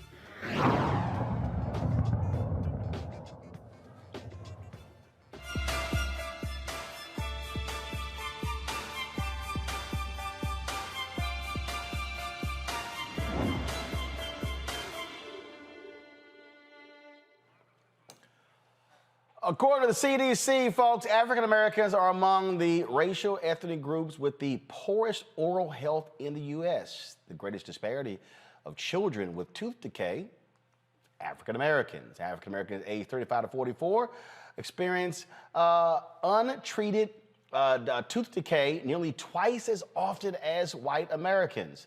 The 5-year-old survival rate of oral cancers among African American men is almost half of that of white Americans. Yeah, y'all, oral health matters. Dr. Lucia Johnson, she's the owner of VIP Smiles from Cleveland, Ohio. She joins us right now. Doc, how you doing? I'm doing well. How are you? All right, so let's get right to this health deal, okay? And that is people, just like we were talking about mental health, people love talking about your physical health, working out. You always posting your workout videos, but people don't spend a lot of time actually discussing their oral health.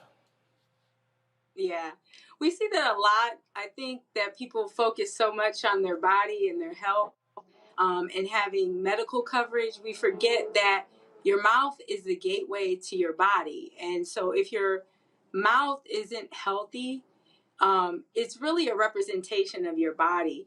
So it should be the reverse.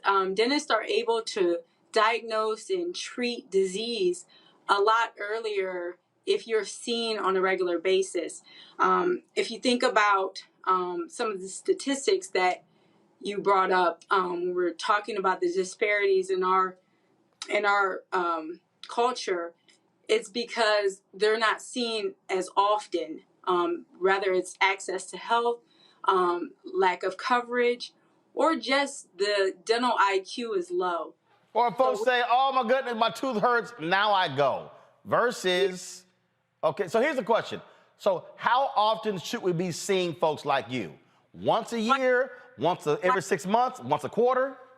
Twice a year for healthy individuals. If you have gum disease, which is where you start to lose bone and teeth, you should be seen 4 times a year. Okay, so we're going twice a year. What we doing twice a year? Is it? You want to get a professional cleaning, x-rays. We examine your oral tissue. We look for any lesions, oral cancer, decay, problems. We want to correct how you're brushing, how you're flossing, and really just look at what you're eating. I think that's the thing that links your health to dentistry. What do we eat? What are we consuming? What is destroying our teeth? Because imagine the hardest mineral in your body being destroyed by what you eat. You could imagine the damage that it's doing internally, the soft tissue.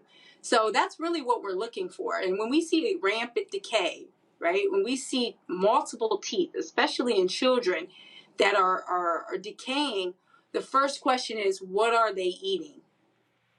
Mm-hmm. And of course, I'm quite sure when folks get in that chair and y'all go, so you flossing? Of course I am. Then you're like, yeah, so why your gums bleeding so fast? So what are the dead giveaways where that you would kind of where folk lie to dentists and within 30 seconds of their mouth open, you like, you lying. Exactly. You lying. Exactly. Flossing is the hardest thing for people to do because it's technique sensitive. And you can tell, as a dentist, we can tell because typically there's not inflammation along your gum lines if you're flossing consistently. If you're flossing once a month, you're going to have inflammation.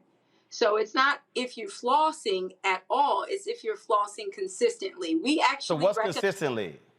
We recommend that you floss your teeth before bedtime, whatever that is, because what we want to accomplish is you're brushing your teeth and flossing and removing all of the food and the bacteria that's accumulated throughout the day before you go to bed.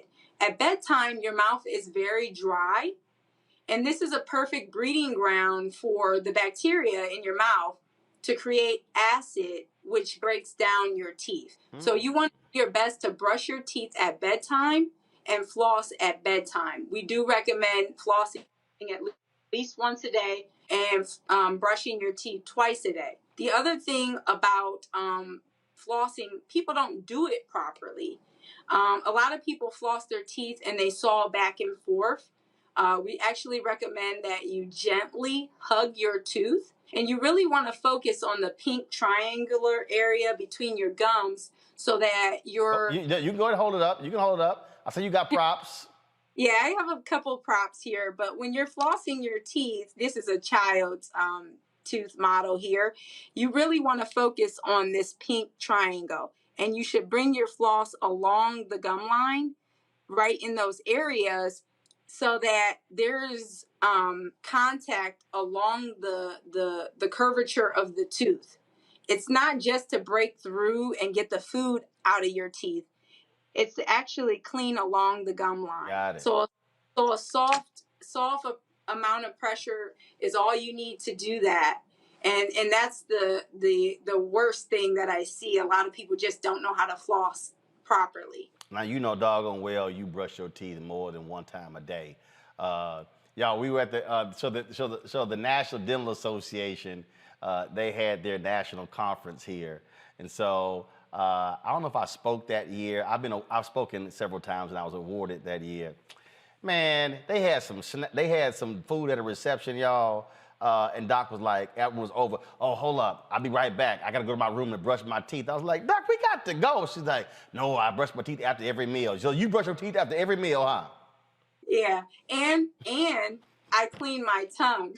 I have a tongue scraper, and that's what I recommend, especially for adults. If you look at your tongue and the surface of your tongue, it shouldn't be white, all right? That's plaque. So I do want to recommend for all my adult patients. A tongue scraper? Tongue scrapers, yes, absolutely. And, They're very... And that's done, what, same thing at night? Yes, okay. Yes. And I actually do it every time I brush my teeth. Yeah. And I brush, yeah. Yeah, we know you do. All right, let's go to our panelists for questions. I'm going to start with you first. Thank you. It's so timely. My kids all have dentist appointments in the morning, so this is great information to hear. So I'm gonna ask a question that sounds silly, but it's like an age-old thing I hear with people. Brushing before flossing or flossing before brushing, does it affect the health of your teeth in any way, shape, or form? No, I actually recommend brushing before flossing. Because you want to kind of remove the bigger particles in your mouth before flossing. All right. Thank you. Let's see. Julian, you're next. Doc, thanks for being here. I appreciate you. Appreciate the focus on dental health. You know, we have had Black children die because they have not had access to proper dental oral care. Does our healthcare system, and especially, you know, the Medicaid, Medicare, do they provide enough reimbursement possibility, access for dental health? In my opinion, no. I was a Medicaid provider for 16 years. And after the pandemic, I realized that I could not afford to be a Medicaid provider anymore. It crippled my business. And actually, they didn't reimburse me. And what it is in 17 years, we've never had a fee increase. It's the exact same fee schedule. And it just really isn't enough reimbursement. So you'll see a lot of the providers that are taking it, like myself, really want to give back. Or they have a very large practice where they can substantiate, you know, because of the volume. And that's why it's hard to get appointments at those types of facilities that accept Medicaid. It's very rush dentistry. It's more like they're processing encounters, and you're really not getting the quality of care that we should be getting. And yes, they should be reimbursing us, and they should be giving Medicaid providers increases because we really can't afford. For instance, $34 for a cleaning is reimbursed. You can't hire a hygienist for, you know, $34 an hour. So it killed my practice, and I really, you know, I've tried to be a pillar of the community and in serving in that way. And this year, I could not any longer be a Medicaid provider. Jeff, she didn't say it killed her business. She said it killed her business. Now you know Oh, that yeah, you killed. know how That's bad right. it was when she said it killed my business. You know it's bad. You have three phases of dying business. You have killed, and then killed it. Yeah. So you want to make sure you don't get to that. So, and if you really get bad, it's kilted it. But when you get to that, Don't, Dr. Johnson, hey, let me tell you what type of day I've had. Do not make fun of me, okay?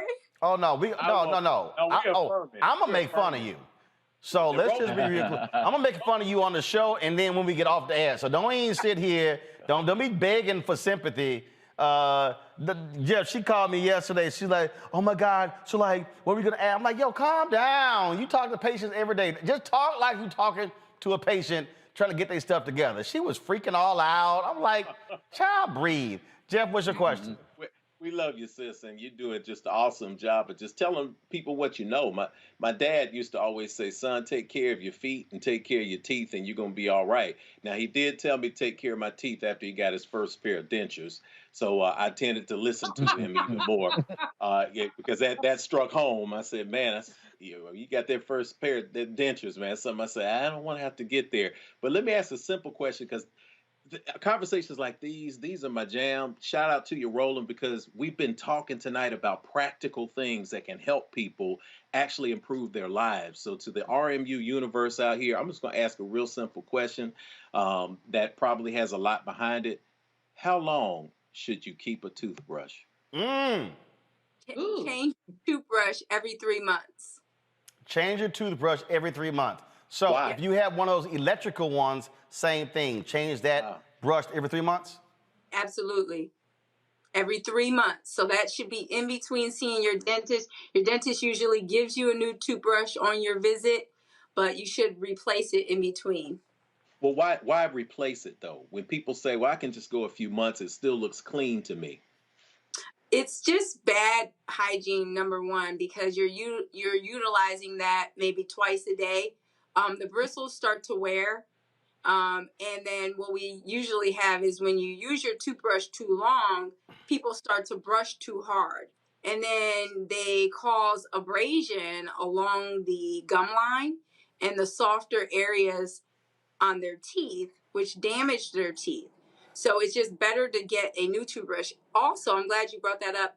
Please buy soft toothbrushes. That was my next question. It's like... So ignore that medium and hard. Exactly. And because there's a market, they still sell them, but they're terrible for your teeth. Plaque is a microfilm. It's very soft. And so you just need a light pressure when you're brushing your teeth, and that plaque will come off very easily. The hard tartar, you have to have that cleaned off professionally. There you go. So that's why when they got that metal tube and they sitting there, straight, trust me. That's why. Look, Hazel Harper is my dentist here in D.C.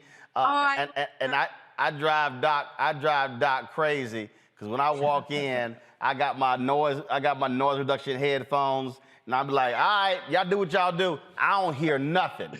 She got to tap me on my shoulder, Roland, to ask me a question. I ain't trying to hear nothing in the dentist's office. It ain't gonna happen. Not gonna happen at all. All right, we got lots more questions. We're out of time, so here's what we're gonna do. You coming back next month. See, I told you it was painless. Painless, I love it. I told you were freaking Just all like out. Unlike visiting you, which is painful. Lucia, say it again. Just like my dentistry, painless. Yeah, right. Yeah, right. That we heard that bullshit before. Yeah, we'd all heard that before. Oh, it ain't gonna hurt. It's just I'm gentle with that needle. Yeah, okay, all right. We all done heard that before. All right. So there are a lot people have a lot of questions. They ask me about mouthwash and toothpaste and all kind of other stuff. We're gonna have you back. Then we'll have the phone lines open for people to call in. They can answer their questions. So we'll do that next month. And so yeah, see, there you go. Now you can relax, you can breathe, you can woo-saw and stop being all stressed out. Thank you. Folks want to know, where can they find you? I'm in Cleveland, Ohio. I'm on Instagram, VIP Smiles DDS, Facebook, VIP Smiles. And she got all kind of photos on there, folks, of folk with some teeth, some before and after shots. So prepare yourself. Yes. Because it's triggering. All right. Doc, I appreciate it. Thanks a lot. All right. You guys have a great evening. All right, y'all. We were supposed to end at 8 o'clock because we were supposed to show Deborah Owens' first episode of her new show, but we're going to do that in 4 minutes at 8:30. Let me thank Jeff Omakongo and Julian for joining us on the panel today. I certainly appreciate it. Thank you so very much. We got to a whole lot of stuff. Hope y'all now understand. Again, and I keep saying this, and Jeff, people keep thinking I'm crazy, and they always like, man, why you keep pushing this? I need people to understand. When you watch cable news, they ain't talking about oral health. They're not sitting here talking about suicide. They're not talking about, and not in a way that's relevant to us. And so you're going to hear the same thing, Trump's rally. You're going to hear the same stuff. And so I need our people to understand that when we don't have spaces and places where our experts can come and share relevant information with us, then we are walking around clueless. And then on Congo, we hear folks say, man, well, I didn't know that was going on. What do you watch? That's why, Julian, in that promo, when Jeff says, bring your eyeballs back, too many of us are spending our time, and I'll say it, talking about and dealing with bullshit as opposed to stuff that can be transforming, helping us in our daily lives. And so, folks, that's why we want y'all to download the Black Star Network app. That's why we want y'all to look at these shows, support the folks who are watching at every available platform, Apple phone, Android phone, Apple TV, Android TV, Roku, Amazon Fire, Xbox One, Samsung Smart TV. Download them on all of those different devices. And, of course, support us with your dollars. Y'all, I'm trying to tell y'all, when you give $50, $100, $200, $500, $1,000, it's just as important. And also, when somebody gives us 25, 20, 10, 5, 1, trust me, all that matters. It helps us do exactly what we do. Terrence Green, thank you. Have a good night. Terrence Green, thank you so very much. Thank you so very much to Frederica Mays for supporting us, Lawrence Aldrich for supporting us, Shauna Reeder for supporting us, Dennis Johnson for supporting us, Larnell Farmer, Charles McLaughlin, thank you so very much as well. And then also, let's see here, somebody gave you a square. I'm looking for a name, and I don't see the name. I'm trying to find it. My apologies, y'all. But again, I'll read some of those names tomorrow. Some of the folks who actually gave during the show. Cash App is $RM Unfiltered. Venmo is RM Unfiltered. PayPal is R Martin Unfiltered. Zelle is Roland at RolandSMartin.com. Roland at RolandMartinUnfiltered.com. Folks, coming up next, the first episode of Deborah Owens' show, Wealthy You, Get Your Finances Straight. You're watching Roland Martin Unfiltered on the Black Star Network. Ho!